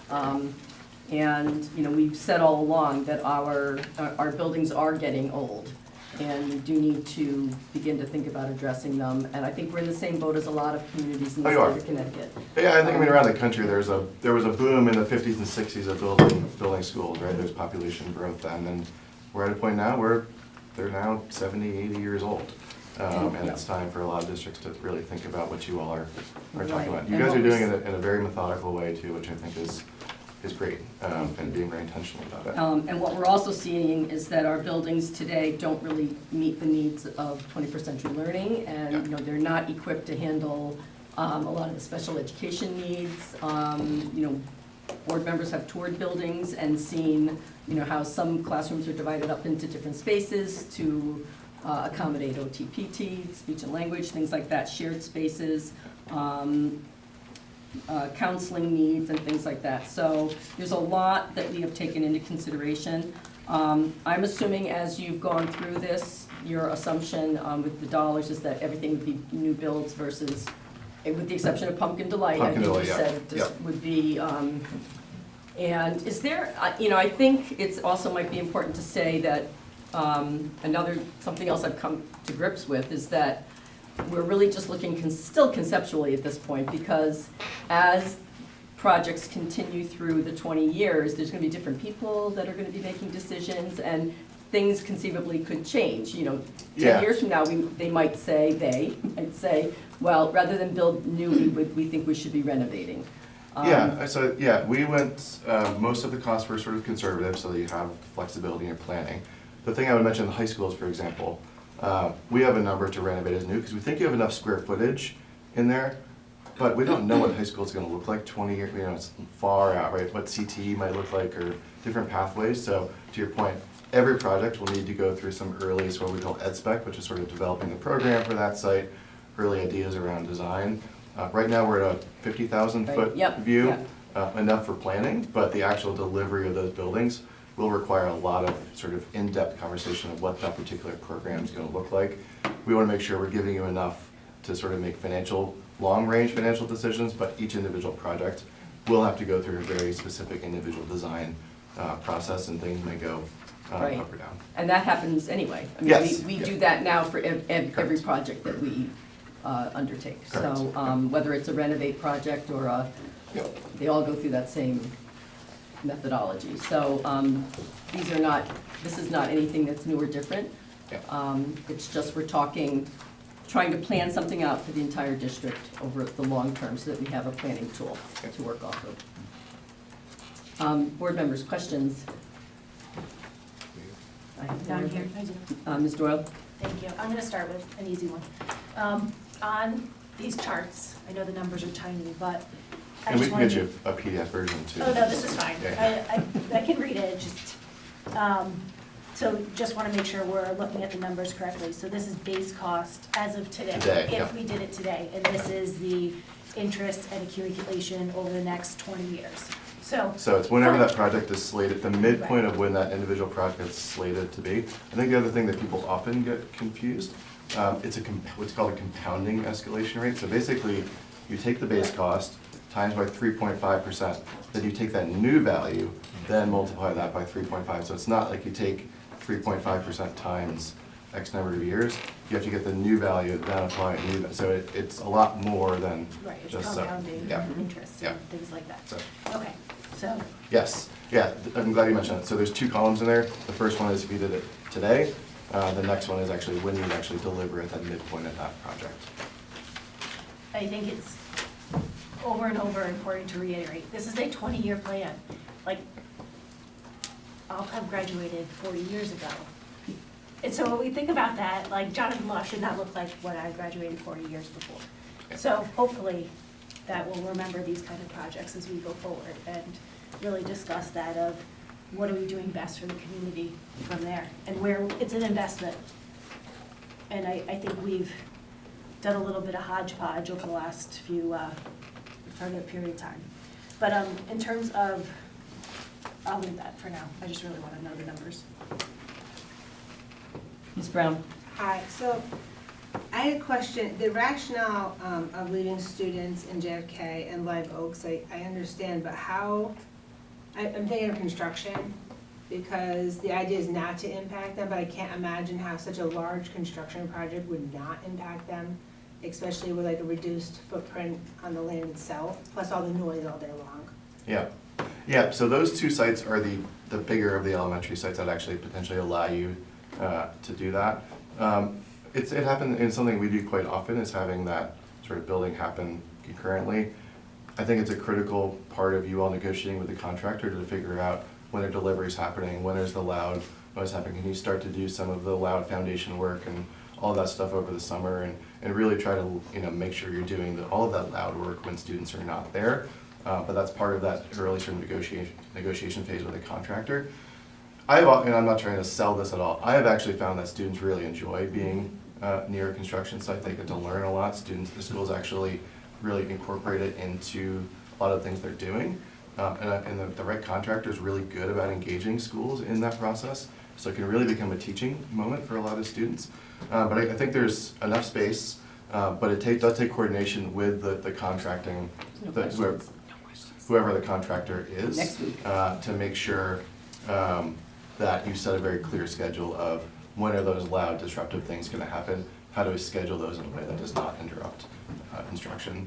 There's going to be something, there's going to be some noise, but overall, I think, in a permanent building, the noise mitigation is a lot better than being in a temporary portable building. So while you'll see a lot of stuff, we've not found that it's completely overly disruptive to the point where students can't teach and learn. So I think there's some pros to it, but it does take coordination with the builder to make sure you guys are in lockstep. Thank you. Yeah. Mr. Koba? I think I had a follow-on to that. You answered most of my question on that one, but I'm assuming like the demo part of it would be the most disruptive, and that would be like, you probably have to do that in the summer. Yeah, if all schedules work magically, that would be the yeah. thing you do in the summer before actually moving into the new building. So jumping to the other side, the high school, you're assuming we don't need swing space, and you'd be able to do the building and still keep the building functioning. That, I will say, that's gonna take a little, just given the size of that project, that's gonna take a little more study. Again, we don't exactly know what the program's gonna be like in 20 years. We've done a lot of phased projects with high schools, just given the size, you have a little more mobility in the building to keep students separated, but there's a lot of complexity that just needs to be thought out on that one, so that's gonna take a little more study to get closer to that. Okay. Could I just jump in with that answer also, Mr. Koba? So if you think about it, the board is not getting to the high schools for another 20 years. In the meantime, we have career pathways that we'd like to launch that are inhibited from launching because of facility restraints. So alongside this, administration would propose to the board that we continue discussion in the CIP of updating facilities at the high school. So, for example, we've talked about the culinary spaces, we've talked about aquaponics. We would recommend to the board that you not hit pause on that for 20 years. That's right. That we, alongside the renos or the new builds of elementary, middle, that you continue to invest in the high schools, program dependent. That's what we would likely come to you and recommend. Certainly that's for you to decide then. I think the key difference with the high schools compared to the elementaries and middle schools is the elementaries and middle schools have significant space deficiencies. the high school's actually got a good amount of square footage and enough to meet the programming needs. It may not be the exact spaces in other locations, but you could deliver projects like that and maintain a lot of that investment you're gonna do over the next 20 years and work around that. The middle schools are just so space deficient in terms of labs and gyms and library. Like, it's a very different challenge at the high school level. So I think you continue making sure those students have a great experience. Be mindful of it, right? Don't spend money, don't waste it, but be thoughtful about the investment so that you can maintain them in the future as well. But then renovate the rest of the building when it's their time for the construction. I'm glad you said that because. I've got one more Oh, follow-up. I'm sorry, go ahead. No, go ahead. It's kind of in the same vein. I'm also on the Permanent Schools Committee with Ms. Doyle. And there's some projects on there that impact some of the buildings that are major, like roofing and HVAC for East Shore, for example. So we're gonna have to juggle the plans, because we don't want to put a brand-new HVAC system in a building that's gonna be torn down 3 years later. So I think we're gonna have to really Right. carefully structure that from an expenditure and planning standpoint. It's going to be a coordinated dance, Yeah, right? Because exactly. we have students in these buildings. Right. And so HVAC is gonna, Exactly. something's gonna give at Meadowside, where, we're crossing everything right now, but there may be investments in some of these schools that we're planning to retire. Yep. All set. I would say on Meadowside and Coppin in particular, I would make the sort of major investments you need to do to keep the buildings safe and Is there gonna be watertight. swing space? Because they're gonna be used for the next They're gonna be used 15 years, so. I was going to say, I'm very glad that you made that comment about the high school piece too, because, so what you've laid out here is actually exactly as I had been thinking about it. I mean, I think about this a lot. And it makes a lot of sense, what you're recommending. I think we also need to remember that, one of the purposes of this study is to make sure that we are operating as efficiently as we can, to give some relief to our annual operating budget, which has been, contentious over the last few years. But we've also heard from parents that they want more opportunities for their kids. So for us to offer more opportunities for our kids, we need to have some efficiencies. And so what you've laid out here in terms of the sequence does make sense to me. Ms. Edmonds? Thank you for the presentation. Having these timelines is so helpful to just see visually what year we'll be in when it's all done. I had a couple of questions. The first being, I see a $4 million cost for Meadowside and Cap 10. And I'm wondering if you could just comment on whether that's related to what we were just talking about or something different. So that's largely, it's a placeholder for now, but it's largely sort of anticipation that the middle schools will probably need a little bit of extra space at those buildings. So when they move there for swing space, we want to make sure those students have a great experience, right? So, maybe there's some portable buildings that you put in to add capacity, or maybe you're renovating 2 classrooms to be more like science labs so that those students have a great middle school experience. So it's a little bit of money to modify them to ensure those middle school students are able to have that great experience in the swing space. Do you happen to know off the top of your head how much, what did you call it, a modular swing space or a trailer essentially costs? Like a complete campus? It depends on the size, but we've seen anywhere from $7 to $14 million. We actually got a quote on that recently. The quote that we came back with was for 6 classrooms for 2 years, $1.1 million. Sorry, I was talking about the whole school, if you needed a whole school Yeah, campus. we were just talking about Yeah. like a smaller, classroom, just to give you, could scale that up accordingly. And that's a March 2026 number. That was 6 classrooms for 2 years, 1.1 million. And there's Does that different, help? you can either lease them or buy them, there's a lot of different ways you can go about them, but And they're not that's just a cheap. standard classroom. Yeah. So let's say we needed like a physical education space, they actually make them that large, so that's just standard 6 classrooms. Yeah, for gym, we've done like the, like the tennis bubbles, things like that. They're not cheap, but, That is a lot of money. And they're somewhat designer these days, they're not. yeah, I would say they're not as bad as people probably think they are. Right. They're expensive and they're short-term investments, or you're spending millions of dollars for something that's only gonna be there for a few years, which is another reason we try to, when possible, use permanent buildings so that you're not just spending $10 million on something that's there for just a few years. They don't last forever either, so. They do in Milford. Yeah, well, they do across the country, they should, let me rephrase it, they shouldn't last forever. Following up on more on the cost side of things. So, what was it, 3 weeks ago, we came together with the community to reflect on the elementary scenarios.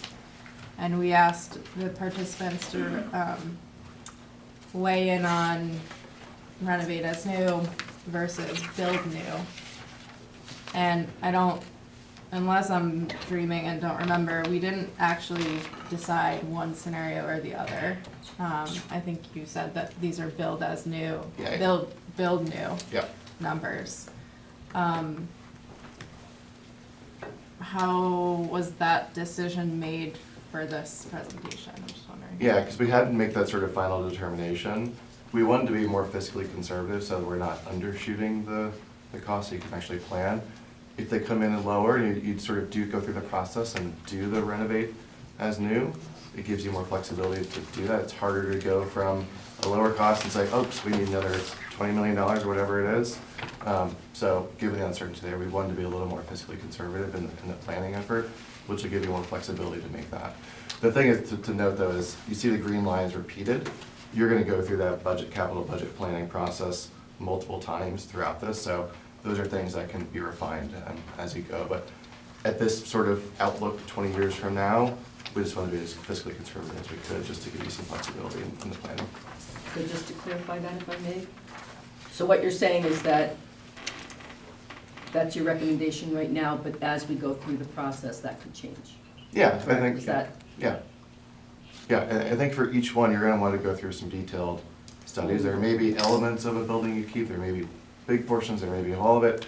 I will say a lot of your buildings are in similar condition that probably warrant to replace as new, but I think at this point, I would say let the process play out and make that determination as you go.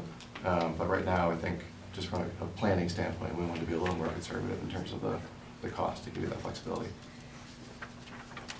Just to comment on how I feel about that, I think that bringing the public together to weigh in is a super important thing to make sure we're using people's time wisely. And in some of these meetings, it's felt like the scenarios weren't necessarily asking the questions that people feel strongly about weighing in on. And so with all due respect, and I understand that we need to keep the focus narrow, there is a small piece of me that feels like there could have been a little bit more discussion. Even with these scenarios, we're not asking the question of the sequence, right? We're asking the question of, do we do two things at once or do we do them stacked? So I just feel like that's important to say. If you have other suggestions on sequencing, this is the time to bring them up. So as a board, if we have, or as board members, if we have other ideas in mind, then it's your prerogative to bring those up now and say, did you consider this or did you consider that? The comment that I made was that as I was thinking about how this would lay out, this is exactly pretty much what I had visioned in my mind without having any prior. I think this board can direct the consultant to. Correct, yep. Do other things. I think this is your first pitch. I was gonna say, we came up with a million different options. We just sort of gone back to those principles. These are the ones that made sense to achieve the goals that sort of came out in the beginning. But we could put a proposal out there for starting with high schools, for people just to see that on paper. We're happy to do that. We actually built those, but again, we were just trying to make sure we're hitting those sort of targets of the original project, sort of intent in the RFP. But again, happy to present other options if you think there's value in getting feedback on those things. Ms. Doyle? So I recognize the point, and I think that I worry we're almost at 3 years on this project, and we have to make decisions. And I think that sometimes if we I think we should present the ideas, but I don't think we should get bogged down with unrealistic ideas. It's from the information that we've seen over the last few months, specifically in your presentations, it's clear at the high schools, there's enough space. Because that's the question we keep asking, is we've consolidated, we really only have one high school. Like, because of the way Foreign set up, and because of the way Law's set up, we can't consolidate it. But it's, based on the population of Milford, it should be one high school. And we would go forward and have a school that is the same exact square footage as are the 2 high schools that we have currently. But because of the way they're laid out perfectly now, we're limited in those respects. And the realistic thing is, this plan is not gonna follow this document. And I mean that as nicely as I can, and I think you know that too, is that none of best laid plans are not gonna go forward over 20 years. And so I'm fully for moving forward with a plan that has the most impact for the city of Milford, that does 2 things: provide the best opportunities for our children, and 2, present Milford as the best community to live in, for people to want to live here, and also have businesses grow, young families move in, and do all of those things. So I'm a little hesitant to go too far off the deep end, but if other members of the board are interested in that, I'm willing to listen to it, but I do worry about some of that. Yeah, I understand the rationales that I've heard about the high school piece, but I also, you know, taking what you just said, you start at that point and you're delaying, you know, the very first screens that you had here, you're delaying any kind of efficiency for decades. And I think from the city perspective and from the board perspective, my experience has been that we need to take action sooner than later to help our district just have operationally and from an infrastructure standpoint, be more efficient. You know, we've had a lot of enrollment decline, and while we're using our buildings very differently now than we did 20 years ago, I mean, I went back and looked through old enrollment. I mean, I have been going back 20 years, and you know, I can see how our elementary school enrollment, for instance, has declined. And I can also see that, you know, when my kids were in elementary school, we had 400, in some cases, I mean, Mathewson was over 500 kids in the school at one point. So, you know, there's a lot of difference now than there was then. Ms. Tedros. Yeah, I fully understand the importance of being decisive and not dragging on the process, but I also do understand the point of we are having community conversations, and the community conversations are meant to inform the plan. So could you talk a little bit about what were the key themes that you pulled from the community conversations and how you baked them into the scenarios? Yeah, Or so I think to either scenario. The thing we heard over and over again from families was, I don't want my kid in a construction site from elementary, middle, and high. This actually, if you map it out, it's almost, it's not gonna happen, right? Because of the way it's sequenced. So that was a key part of it from an experiential standpoint, that families will not be in an elementary, middle, and high school construction site. Largely because the first ones, they're gonna maintain in their, sorry, I should say in a swing space location is sort of the differentiation. So they'll maintain JFK, and Live Oaks will maintain in their current building. Meadowside and, East Shore and West Shore would then go to the swing space. But the way it's sequenced, that actually wouldn't happen. That was a key part of the feedback we got, was making sure that I'm not in there elementary, middle, and high. So that doesn't happen in this plan, which was a key part that we heard a lot. I think there were a lot of things we just heard was just lack of clarity in terms of what's gonna happen first and when it's gonna happen and all of that. We weren't able to answer, but I think we can now. That didn't necessarily impact how things move, but I think it's an important next step to give that clarity to people, because that was most of what we heard, was just, how are you gonna do it? When am I gonna go? And all of that, which are natural questions, right? People care about their families. There was a little bit of back and forth on the sort of renovated as new for the elementary side and versus new construction. I think, again, that's gonna have to be sort of a site-by-site determination. We couldn't make a sweeping go do it here or not do it there. So that one we did, as I mentioned, sort of erred on the sort of fiscally conservative side from a planning standpoint, but as I mentioned, as you get closer in those budget processes, you'll engage very directly with those school communities to make that determination that makes sense for them. But the biggest thing was that experience part, because there are scenarios you could do that you would be in elementary, middle, and high school construction if you didn't sequence it the way we did, but that was a really critical part of our sequencing, was to make sure that families are not always in the swing space location. Ms. Edmonds? I unfortunately missed the elementary school meeting where that presentation was shared, so I haven't gotten to ask any questions about that, and I was wondering if it's okay if I ask you a couple questions about that presentation. I was wondering if you can give us a sense of the national average enrollment for elementary schools. I know you had given one for middle, and that was helpful. I would say on average, for a district like this, I mean, 400 to 600 is probably the sort of average size for elementary. Okay. And this might be a question for Dr. Kataya. Moving to schools of around 450 students, I think was in the presentation as the capacity, the new capacity for the new schools. How many classrooms would that be per grade-ish?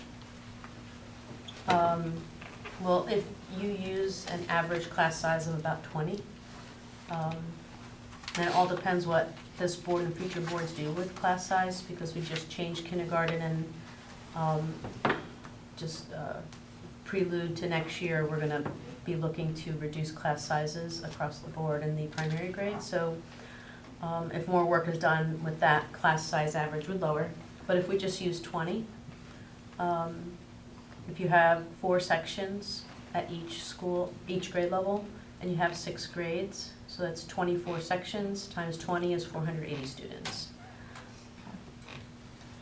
One of the things that came to me while I was watching that presentation was whether this building schools to that capacity would impact opportunities like specials. So for example, with 24 classes and 1 gym space, recognizing that potentially there's also a cafeteria if all goes as planned. Is there a world where we consolidate to 6 elementary schools from the 8 that we have and end up needing to reduce the amount of time our students are spending in specials like art, music, gym, or have it, right now I think it's once a week, right? Have it be less than that? We would never want that. We would never want that. We wouldn't want, we're trying to get out of the business of facility determining programming. So if you take, for example, Ms. Edmonds at the middle school, they do have 2 classes in the same gymnasium with 2 PE teachers. So you can run 2 classes of PE in the same space. In fact, we'd like to increase the number of times children access physical education per week. We'd like to go to 2 times a week. So going to a larger elementary school would, 1, cause us to revisit the staffing model. So in my tenure here, we've had Orchard Hills, Matheson, and Orange hit high 400 numbers. And I'm not sure that it's a known fact, but we've had to staff those schools with more than 1.0 FTE in the specials. Therefore, finding a space for, let's say, 1.2 art teacher, right? So a 0.2 meaning 1 day a week. There's an extra art teacher because they had a higher number of sections compared to, let's say, a JFK. So it would require us to go back and rethink a staffing model is the language we would use in our world. So that would be, so how many school counselors would you need for 480? I think it's actually 480 right now. Not counting preschool, by the way. How many school counselors? Is 1 school nurse enough? Social workers, administrators, now you have more students, more issues, cafeteria, food service workers, so all of that has to be revisited. But that is not a negative, it's how do you properly staff for a larger student body? Just like you would at the middle or at the high. I'll just say from a design standpoint, we would actually go through, once you get the sort of capacity target, you go through a scheduling evaluation to say how would actually a day in the life go in the building, or a week, and then you size and allocate space as needed for that schedule. So, for example, if you need extra space for particular specials, you would go through that ed spec process where you determine the program.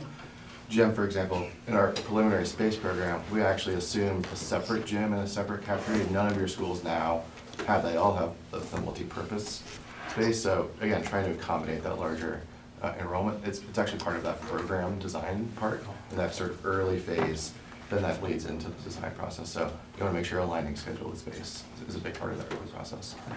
And that does impact how much reimbursement we get from the state, right? Because they only reimburse to the number of students that we actually have, is that correct?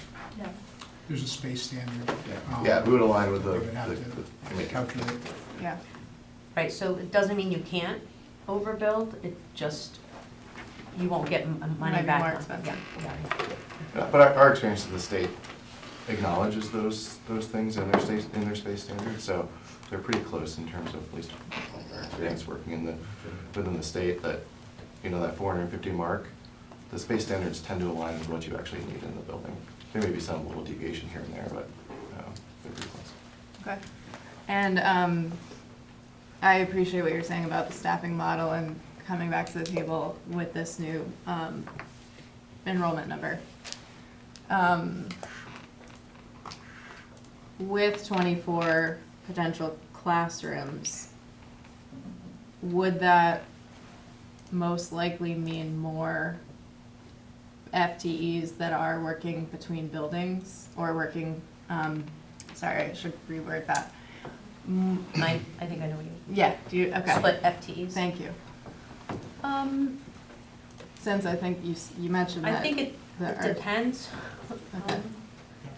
It's, in some cases, maybe.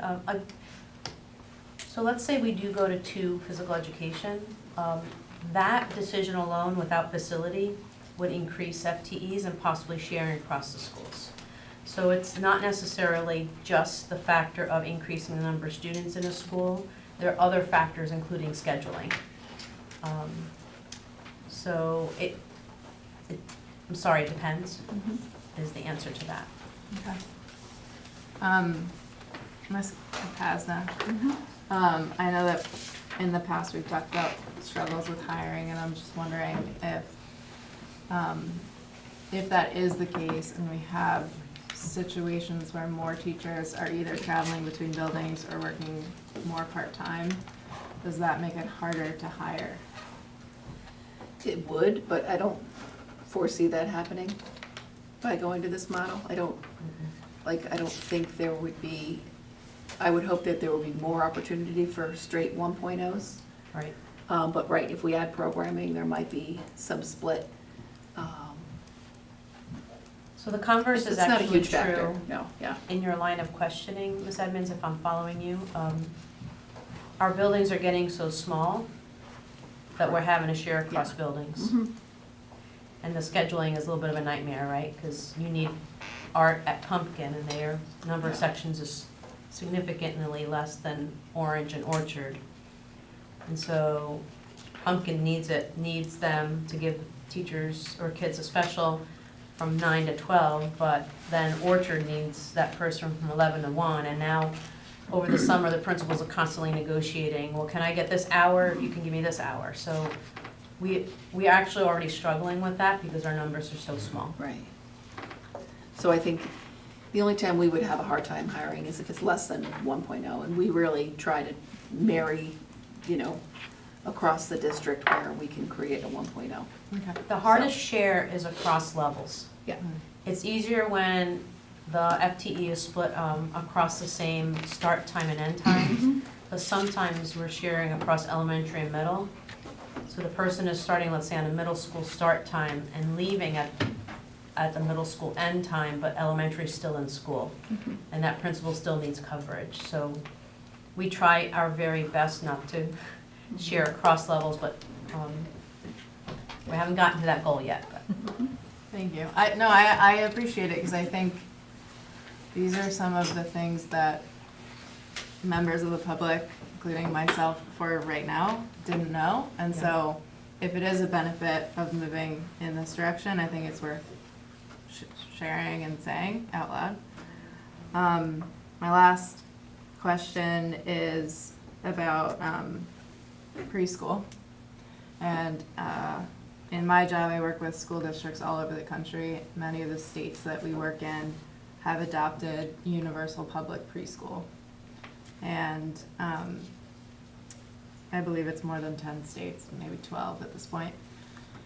And that in this 2044 plan of making sure that our schools are set up for what's going on in our community, I'm wondering if you can comment on how that might impact the decisions that were made here. Not necessarily that you were taking that into account, but I know that especially looking at these larger two-story buildings, and I know part of the conversation was about which grades need to be on the first floor, and I know preschool needs their own playground due to legislation and things like that. So are you able to comment a little bit on that? Yeah, I mean, first off, I'll say there's a lot of movement towards universal pre-K around the country. We're seeing a lot of states and districts doing that. There's a ton of benefits educationally for it, but it does impact space design. As you mentioned, you want them on the ground floor. Typically, pre-K classrooms are bigger. They have an ensuite bathroom. Typically, you need space for little centers within the room, so they're typically about 200 square feet bigger than a traditional classroom. So there's obviously a size component. As you mentioned, the outdoor consideration as well. So I think it's part of that early thinking in terms of, where does it make sense across the district? Do you want it at every single site? Do you want some regionally? Maybe there's one on the east, one on the west, one in the center. That's a discussion you'll have to have, but as you're starting to have those conversations, in that sort of green phase of the budget process, I think that's when you need to make those determinations to say, this will be a site that makes sense for expanded special ed or expanded pre-K, because they do have square footage impacts and also design impacts, right? If they're, typically it's ground floor, bigger space. Think about every foot within a building is probably over $1,000. So the more you can start to have those conversations about where those programs make sense, I would do those before you're making that sort of budget ask, because oftentimes we'll start a project and like, oh, we should add this. Then you're adding 4,000 square feet times $1,000. It's a lot of money, right? So you gotta make sure you're having those programmatic conversations early, and then factor it into the budgeting process. So it does have an impact, and you just need to think about it early enough to actually deliver it. Gotcha. And Dr. Pataya, in this plan, do you envision that any, with just the current state of pre-K, that any locations with pre-K would change? So, as part of the process, the Board of Education approves educational specifications before we take on a project. So the board will weigh in at that time. I think we'll need to have a conversation, a larger conversation as to where would pre-K be located. Currently, we've taken on a west side, east side with just a couple at Orange due to space. But I think a larger conversation needs to be had about, does every school get a preschool center? Or do we do a west, middle, east? So we still have to have a lot more talk about that. And I think by the time we get to that point, we will know better from our legislators if they're going to be taking that on in Connecticut. Another piece also includes, I don't believe that we would recommend to the board that you adopt ed specs that build 100% to the square footage, that you build 80 to 85%, so that one, you could be ready to be responsive to changing legislation, because we only see pre-K on the horizon, but there may be something else, right? So we would not want this board to approve ed specs that packs everybody in, and now there's no flexibility. So I would build flexibility for things like preschool and potentially other things. I kind of like the idea of each school having their own preschool space, but I haven't had time to really delve into that with our team. And certainly probably would be a dialogue for the whole board with us at that point. There is additional reimbursement There is, for yep. childcare. And we would want to take on also more work with the PPS department about where would all of our specialized programming be located, right? So we would want representation geographically, but we also want to pool our resources. So if there are staff members who specialize in autism, we don't want an autism program in every elementary school. We want to pool our resources. So we would need time to work with PPS on that. So there are pieces that would come as we start taking on the projects. Can I ask a question that I think is related to your world of questions? Because I'm really cognizant of your point about how did the public input impact this plan.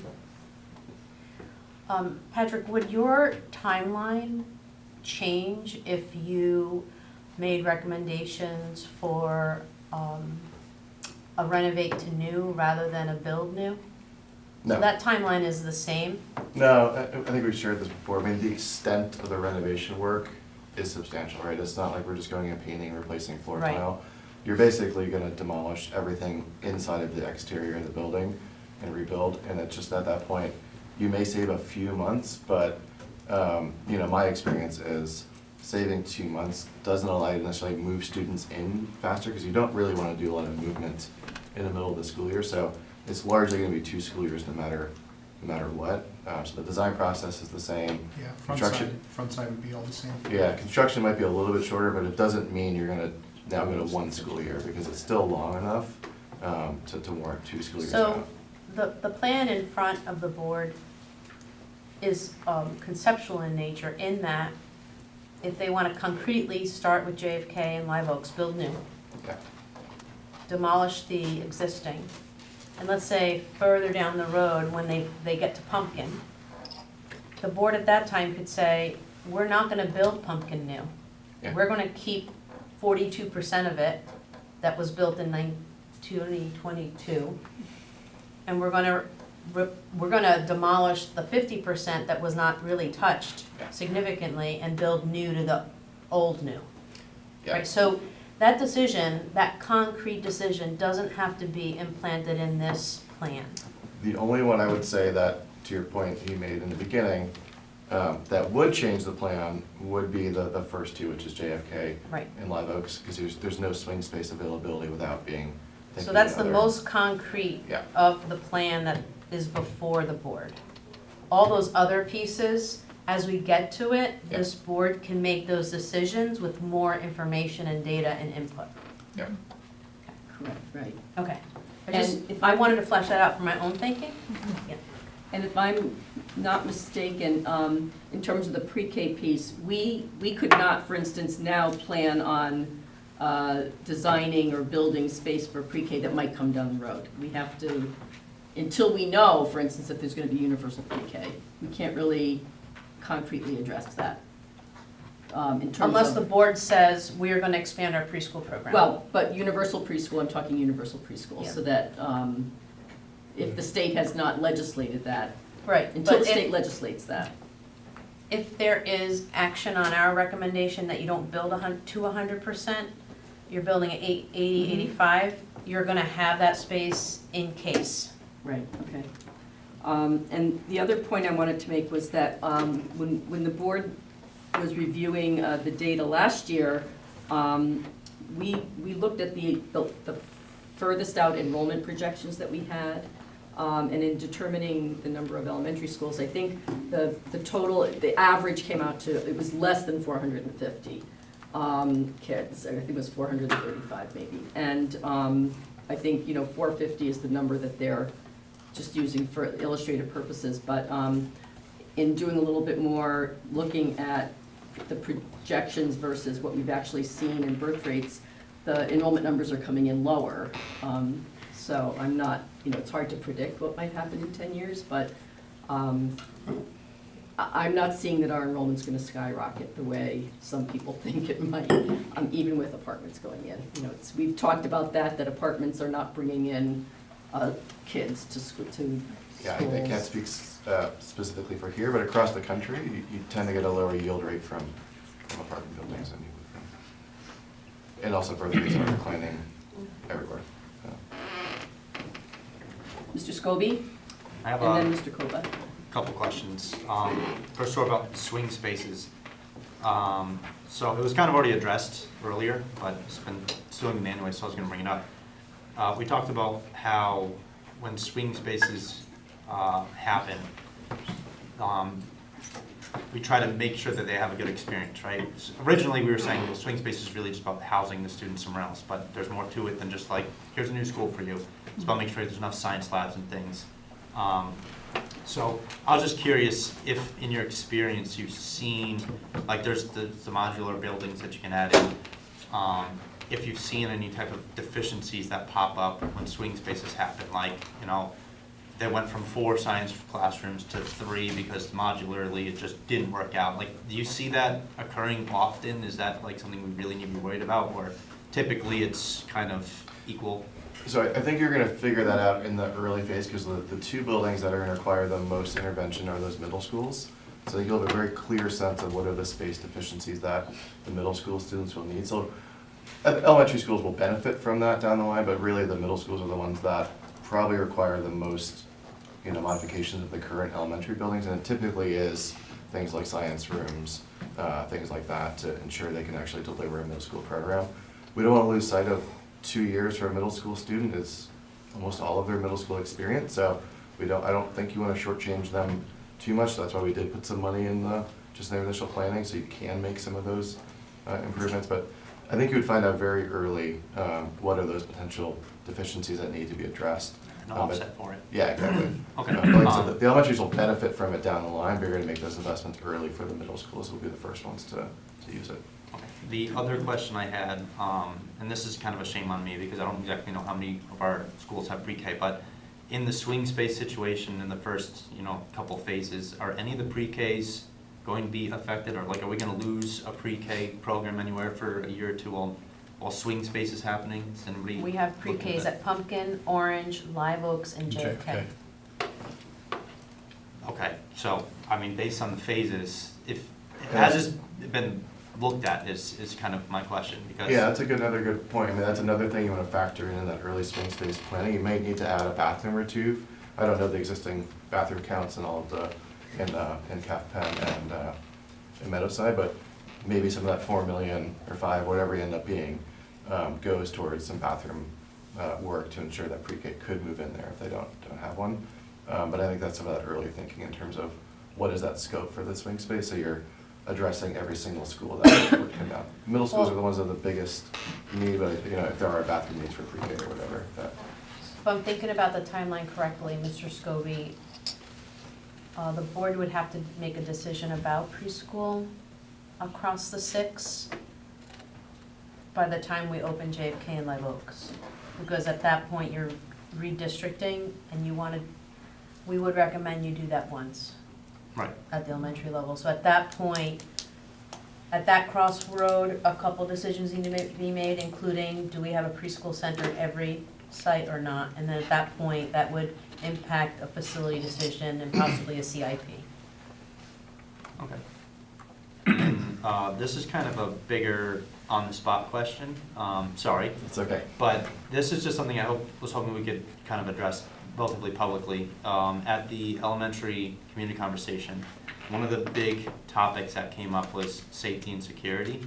There was a lot of comments that we got that the presentations are great. We're talking about all the programmatic needs and ed specs, but there hasn't really been any discussions on how safety is being considered. And I know you're not designing the buildings, you're designing the spaces and how it can be utilized, but you know, how can safety be affected, hopefully beneficially, positively, in these redesigns?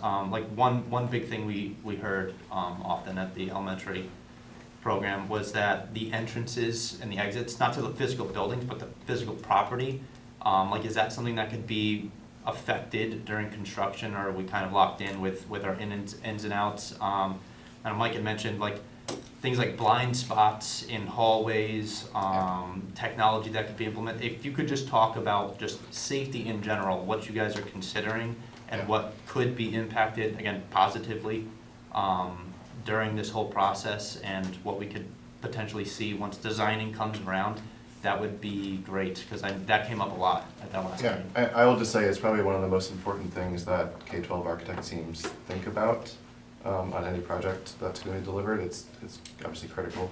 Unfortunately, it's top of mind for everybody because of what's happening around the country. But there's, you even mentioned around, pick up and drop off, and like there's a lot of elements of safety. It's not just the how do we harden the buildings. There's, to your point, how do we think about transparency and passive observation of the buildings, that there's bullying that's not happening. There's a lot of ways that through a design process you can actually really improve the safety and security of students. Again, not just hardening the building, but the sort of the experience in the building, but you're able to really limit the entry into the building, have a singular point of entry with secure access and through the sort of lobbies and sort of vestibules through the main office. It's really part of every single aspect of the design process, but again, not just hardening the building, but how do we ensure visibility and transparency when it's needed, but also the ability to shelter in place when needed as well. It's just a big part of what we do. In terms of like changing roads and entries, most places you need to if you need to modify what's called the curb cut, or sort of the entry point, there's a review process with the city that you need to go through, but typically that's a big part of the early design work, is to sort of work all those things out and sort of develop a set of principles for safety and security, make sure they're hit on every aspect of the project.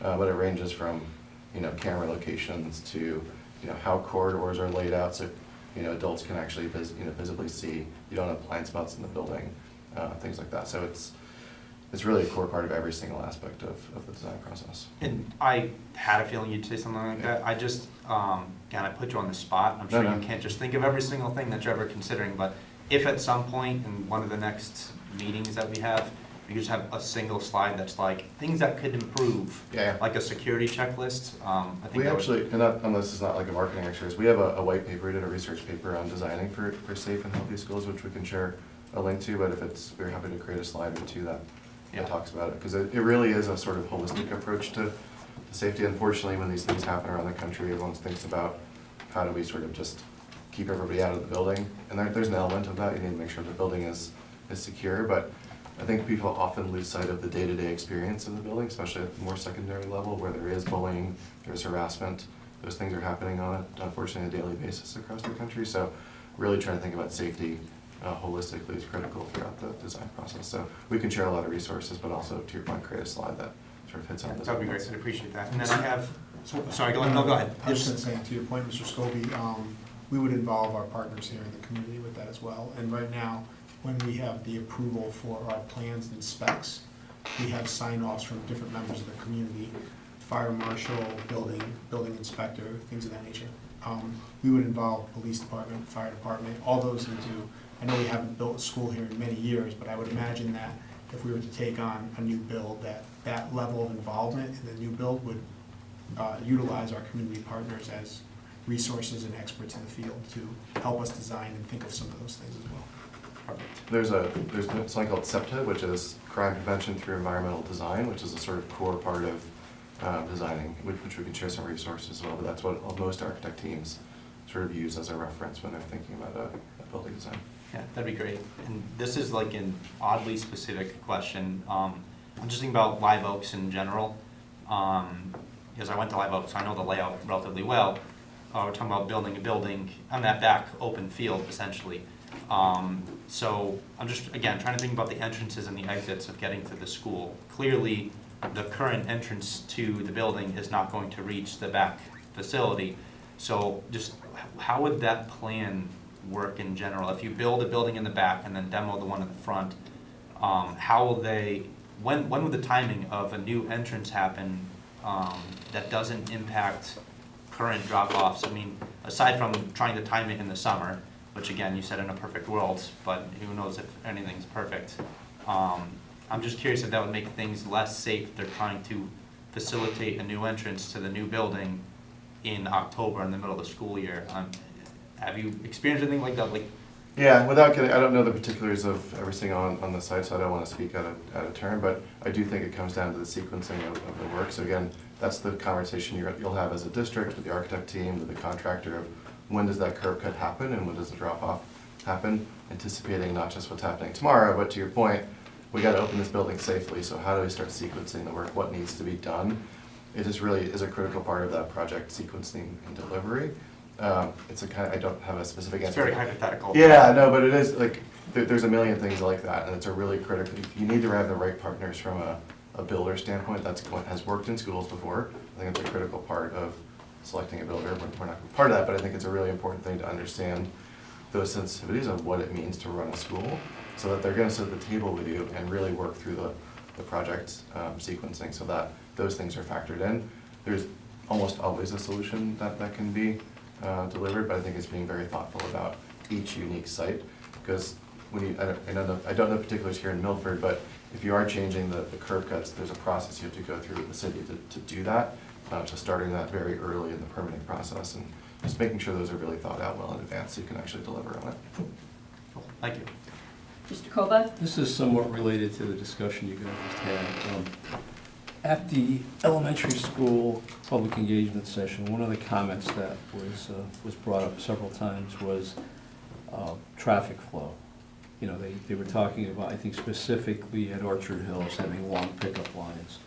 So you kind of mentioned that there, I'm assuming that same early planning would need to be done for a traffic study. So if you want to re-envision entrances and exits, that would be, you do that early before you Yeah, get most started. design teams would have a traffic consultant on their team as part of the Okay. planning process. So I know the public was concerned about that, so it'll. Yeah, and again, thinking about safety and security, unfortunately, vehicular accidents are the most prominent thing that injure students, so from a safety standpoint, it's really critical to be really mindful of that. So, yeah, we would bring, most architect teams would bring on a Especially since traffic we're consultant. increasing capacity in these buildings, so the traffic is gonna go up. Yeah. Ms. Doyle? Thank you. Coming back to the preschool question, if for whatever reason, if the general legislature said, next year, we're gonna have open preschool, and could we accommodate that across the district? Universal pre-K, In September? yes, In addition yes. to, Just generally, we don't have enough space right now. No, you're adding like a kindergarten class. Right. in every So I would single assume that it class. would mirror the number of kindergarten classes that we have, and what we have projected for next year right now are 22 class sections of kindergarten, so we'd have to find A new school. 22 classrooms. Okay.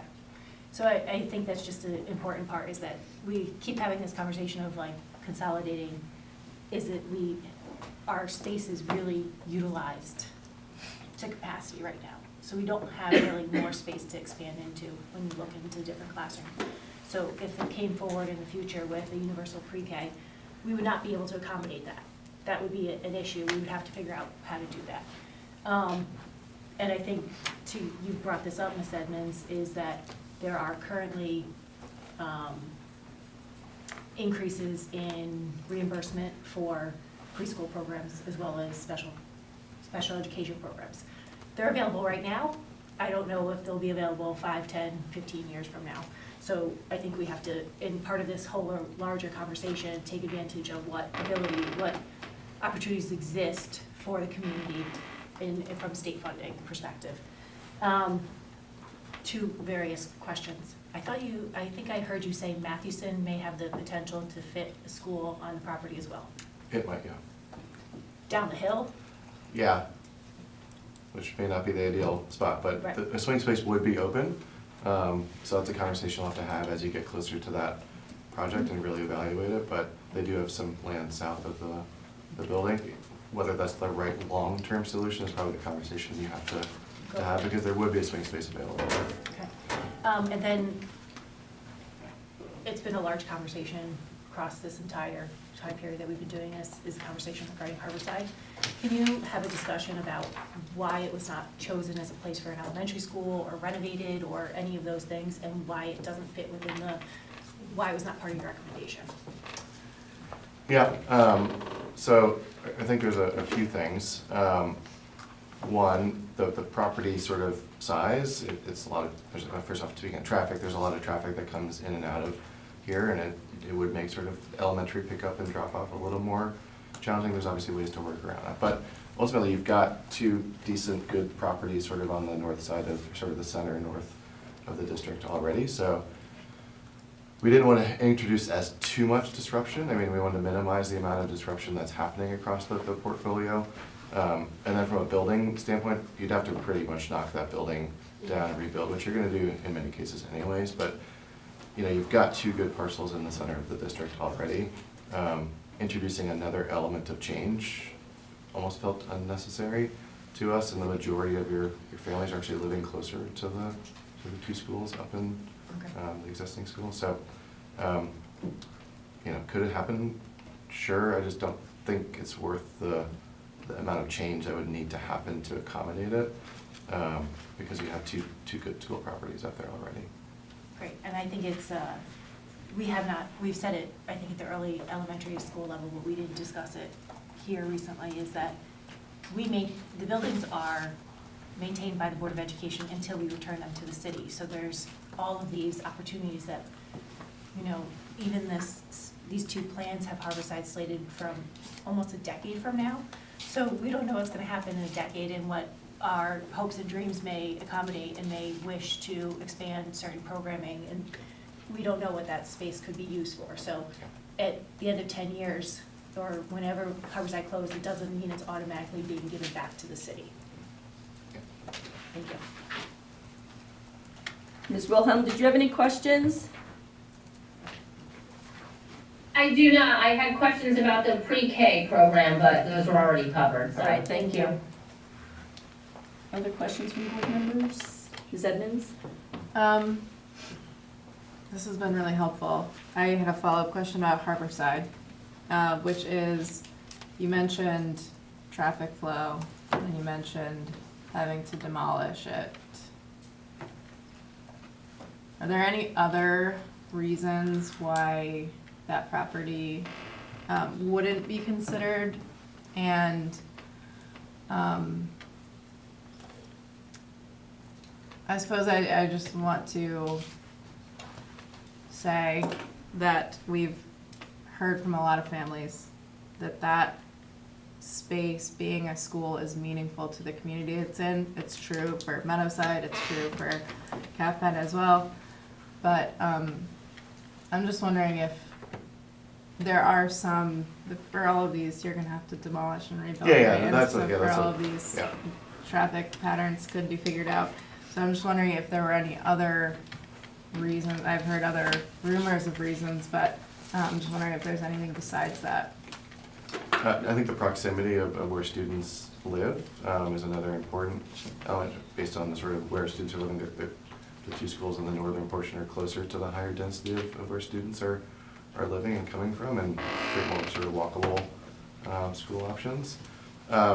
We have no idea what, let's be honest, we have literally no idea what would happen to Harborside. I guess besides the sort of sentimental value, is there another rationale you're hearing from families on why that makes sense to turn into elementary? I feel like we would hear the same argument if you said we're gonna close a school, one of the two in the north side. Yeah. I can't speak necessarily for the public, but it is kind of like our one downtown location, right? Yeah. So it's walking distance from downtown. That doesn't mean that that's where we should build just because of that, but yeah, I think it's worth at least having the conversation. When you said traffic in and out a minute ago around the building, did you mean like the proximity of the city property and the courthouse? Yeah, there's just a lot of activity that happens here, right? There's a lot of traffic movement, and it's a little bit less so up where the two current schools are. So ins and outs of parents and drop-off is, I think you have to remember, elementary drop-off is very different than the middle school, especially if you are introducing pre-K. It is a lot more car traffic, and you've already got a lot of sort of activities that are happening here. So it does create a little more, we haven't done a full traffic study, but it does create a little bit more traffic concern with elementary drop-off and pickup in particular. On the downtown front, I'll be honest, I don't know how many elementary families are walking downtown, or elementary kids are walking downtown after school. I understand the sort of sentiment of wanting a downtown school, but again, I think you would hear, again, I'm not a family, so I can't say this with certainty, but I think you would hear sentiment issues if you closed one of the other two schools as well. Obviously, it's a different sentiment of being a downtown school versus a neighborhood school, but I think you have to weigh you probably would hear a similar thing if one of those two schools would close. So I think it's a proximity thing, I think it's a safe sort of car traffic thing. And you've got two properties that work, right? And sort of introducing another element of change is another thing that has to be factored in terms of changing a location of a school and boundaries and all of that. It just adds another element of perhaps unnecessary challenge, because you have two working sites that work up there. Is there a reason why, and correct me if I'm wrong, we're not using Harborside as a swing space? It could be, but I think it could be particularly for the schools that are in the center. It's certainly an option that you could consider. But for the schools on the east and west, the proximity of Calf Penn and Meadowside are a little more advantageous. So when East Shore or West Shore are going to be using swing space, the two elementary schools are closer in proximity. So it's more of a proximity thing. If you wanted to maintain Harborside as a swing space for the two elementary schools in the center, you could. We didn't identify an alternative use for Harborside, so that could be an option, that there could be swing space for those two other schools.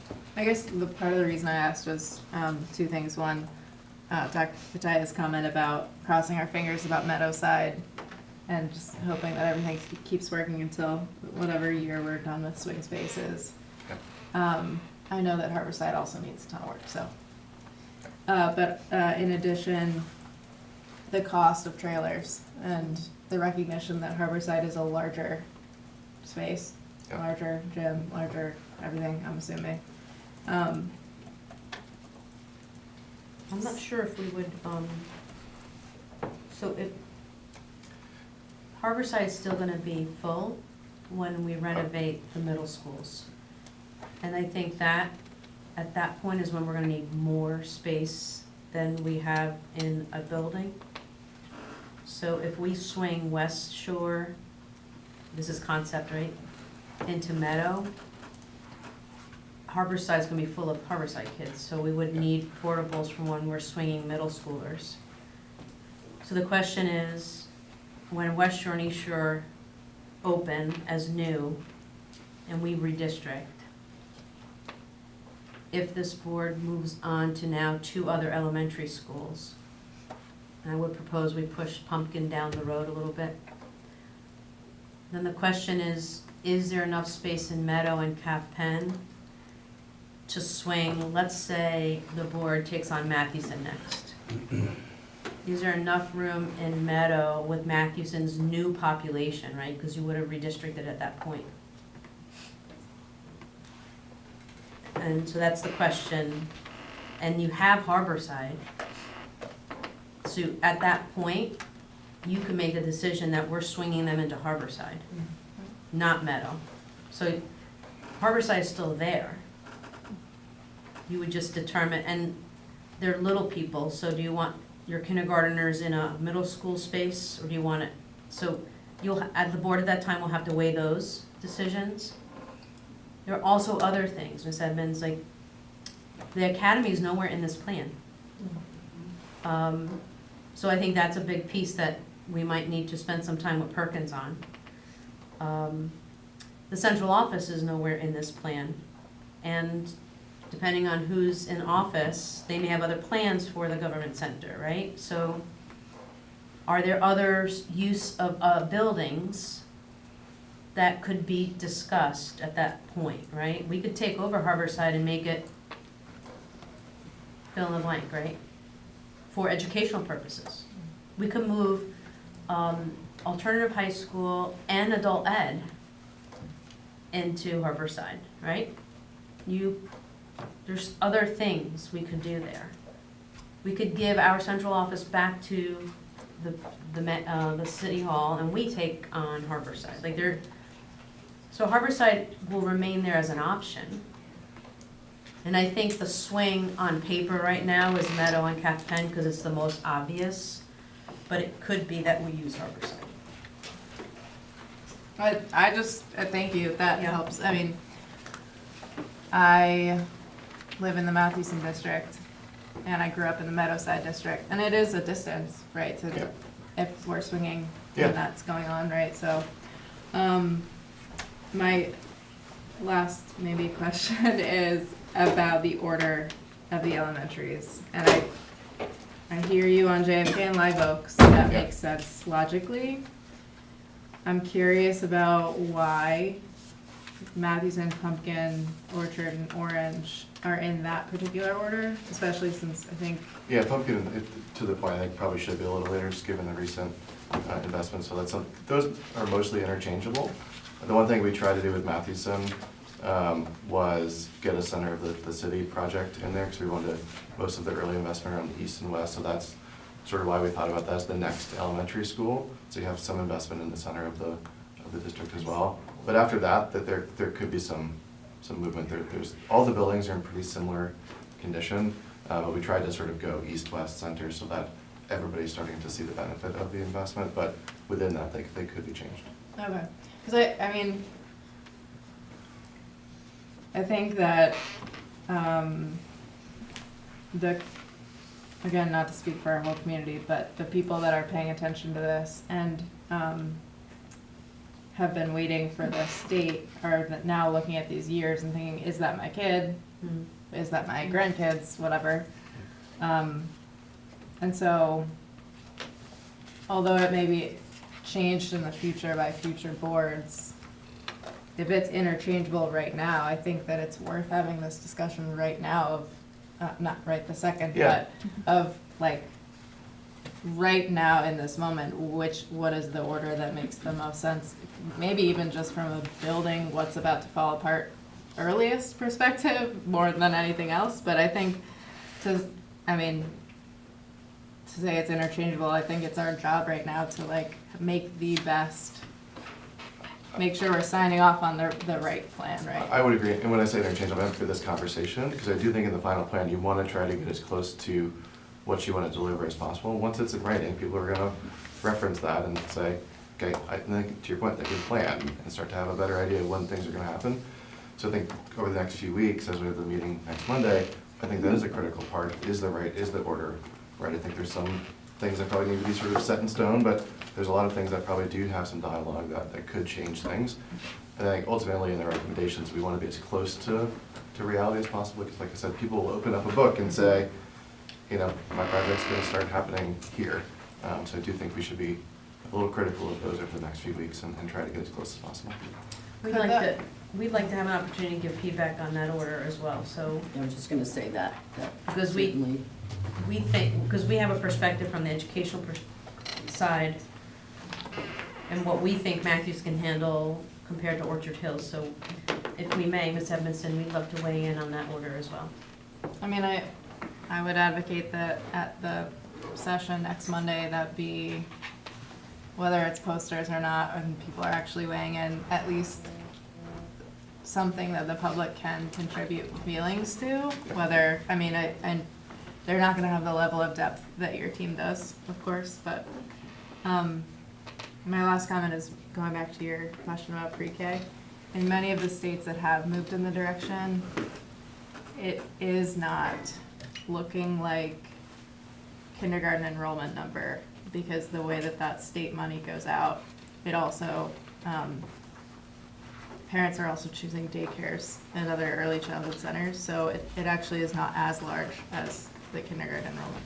Not that that really has anything to do with this conversation, but I think it's worth mentioning that it wouldn't necessarily be adding an entire new class. We may, it all depends on what the law says, but I think. It depends on how it's funded, how it's Right. modeled at the state level. I'm heartened by the fact that JFK and Live Oaks have preschool sites already, and so that we would hopefully automatically be starting with pre-K in these first new builds in the first until 2030.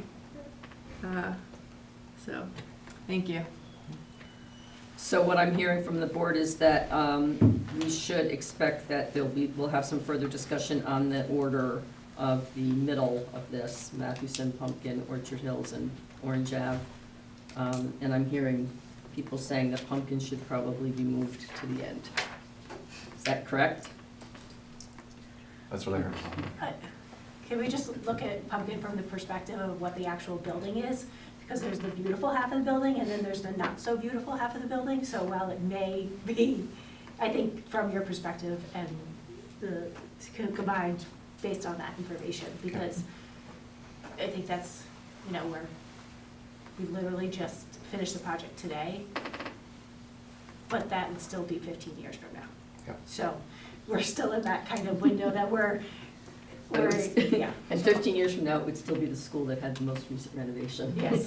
So- My worry is, so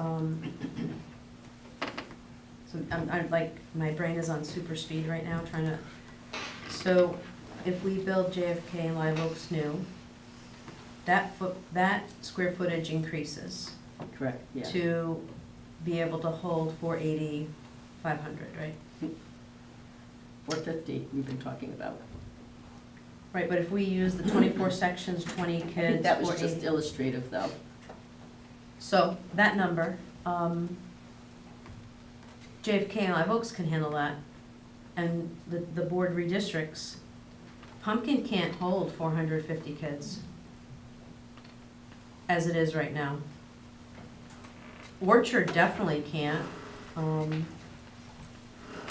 So we're gonna have a space problem as soon as we close 2 elementary schools in 4 out of 6 of our schools.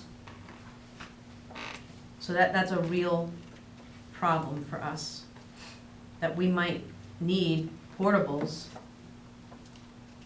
at some of our elementary schools while we are building new buildings.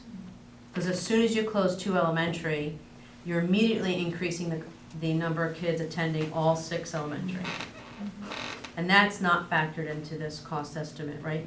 Correct, yeah, it would be a Yeah. little bit. Okay. The one thing I would advocate for is doing the boundary planning as early as possible, not tomorrow, but like sooner in the process, because if it magically works out, you have an even distribution, fine, but it's probably not gonna be an even distribution across all schools. So some schools might be 500, some schools just based on where students are living. So I would probably do that boundary planning and adjustment work relatively early in the process. You have a better sense of, is this a school that needs 500, is this a school that needs 400?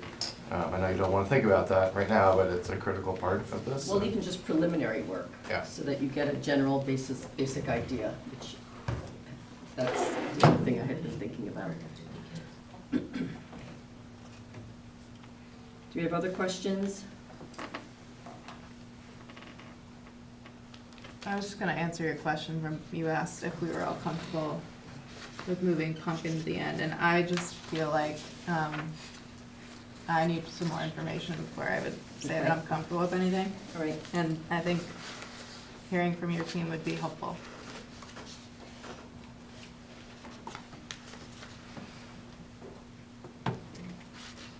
Other questions, board members? So can I add one thing to that?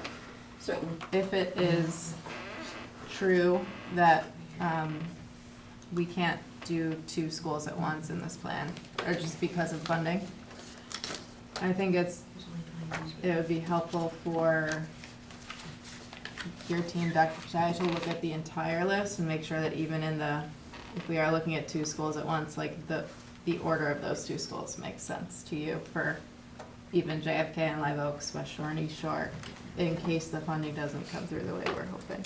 So I think, as I'm thinking on my feet here, and we have a meeting with our cabinet tomorrow, I think there are some pieces that we need to put on the table to consider when we're talking about the order. And not only is preschool on there, but PPS too. I think we need to have a better idea of where our special programs might be going. And now that Mr. Zenowitz is here, whole 7 months, right? Is it 7 months? something like I that. stopped counting. Feels like 7 years, right, It's Tom? official now. He's a lifer. I think he has a good grasp on programming and where they could potentially land, right? So I think there's some factors that we need a little bit of time with, that we'll come to the board with and say, these are the factors we considered, and weigh in on that timeline, if that's okay. See heads shaking? Okay. All right, do we have other questions? Ms. Wilhelm, are you good there? Did you have anything you want to add? No, I don't think so. I'm good, thank you. Okay. All right, so I guess See you Monday. we're good with this. We'll see you next week Yep. for that public engagement session. Thank you. Thank you. Thank you very much. We just have a couple of other quick agenda items. Consent agenda, Ms. Sure. Ms. Doyle? I make a motion that the Milford Board of Education approves consent agenda items, consideration of minutes from March 9th, 2026, business meeting, March 16th, 2026, special meeting, March 23rd, 2026, committee of the whole meeting, and the March 30th, special 2026 special meeting, and the interactive engagement session. Is there a second? Second. All in favor? Aye. Any opposed? Motion carries unanimously. Board comment. Any board comment this evening? Ms. Doyle? I got to go to opening day, I think it was last Saturday at Law, to see softball, and baseball was going, and there was lacrosse, and every field was busy, and that really just brings home the community, and that's why we're doing this, is to see the hundreds of parents that were outside with their kids, supporting them and being there and being part of the community. And Law won, and Charlotte hit a home run, so even better. So thank you. You're welcome. I just want to tell the board that I appreciate the conversation tonight. It was robust, and everybody contributed, lots of great thinking, and this is what we should be doing. So I just want to thank everybody for that. And Ms. Glennon, I neglected to mention something on the superintendent's report, is that okay? sure. So we're handing these out at the Board of Aldermen, and it's just a little two-sided highlight of all the great accomplishments this Okay. year.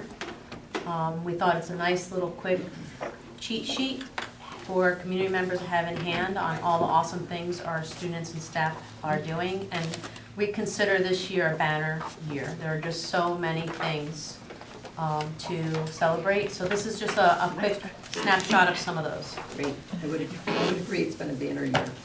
And we're going to put this at each place setting of the Board of Aldermen, so I wanted you to have a copy of it first. Okay? And it'll be on our website in case you want to send people to that. Okay. A motion to adjourn? So moved. Is there a second? Second. All in favor? Aye. Any opposed? All right, no opposed. I'm like, who was that? 9:37, we are adjourned. Thank you, board members. Oh, boy. Okay. Thank you. Good night.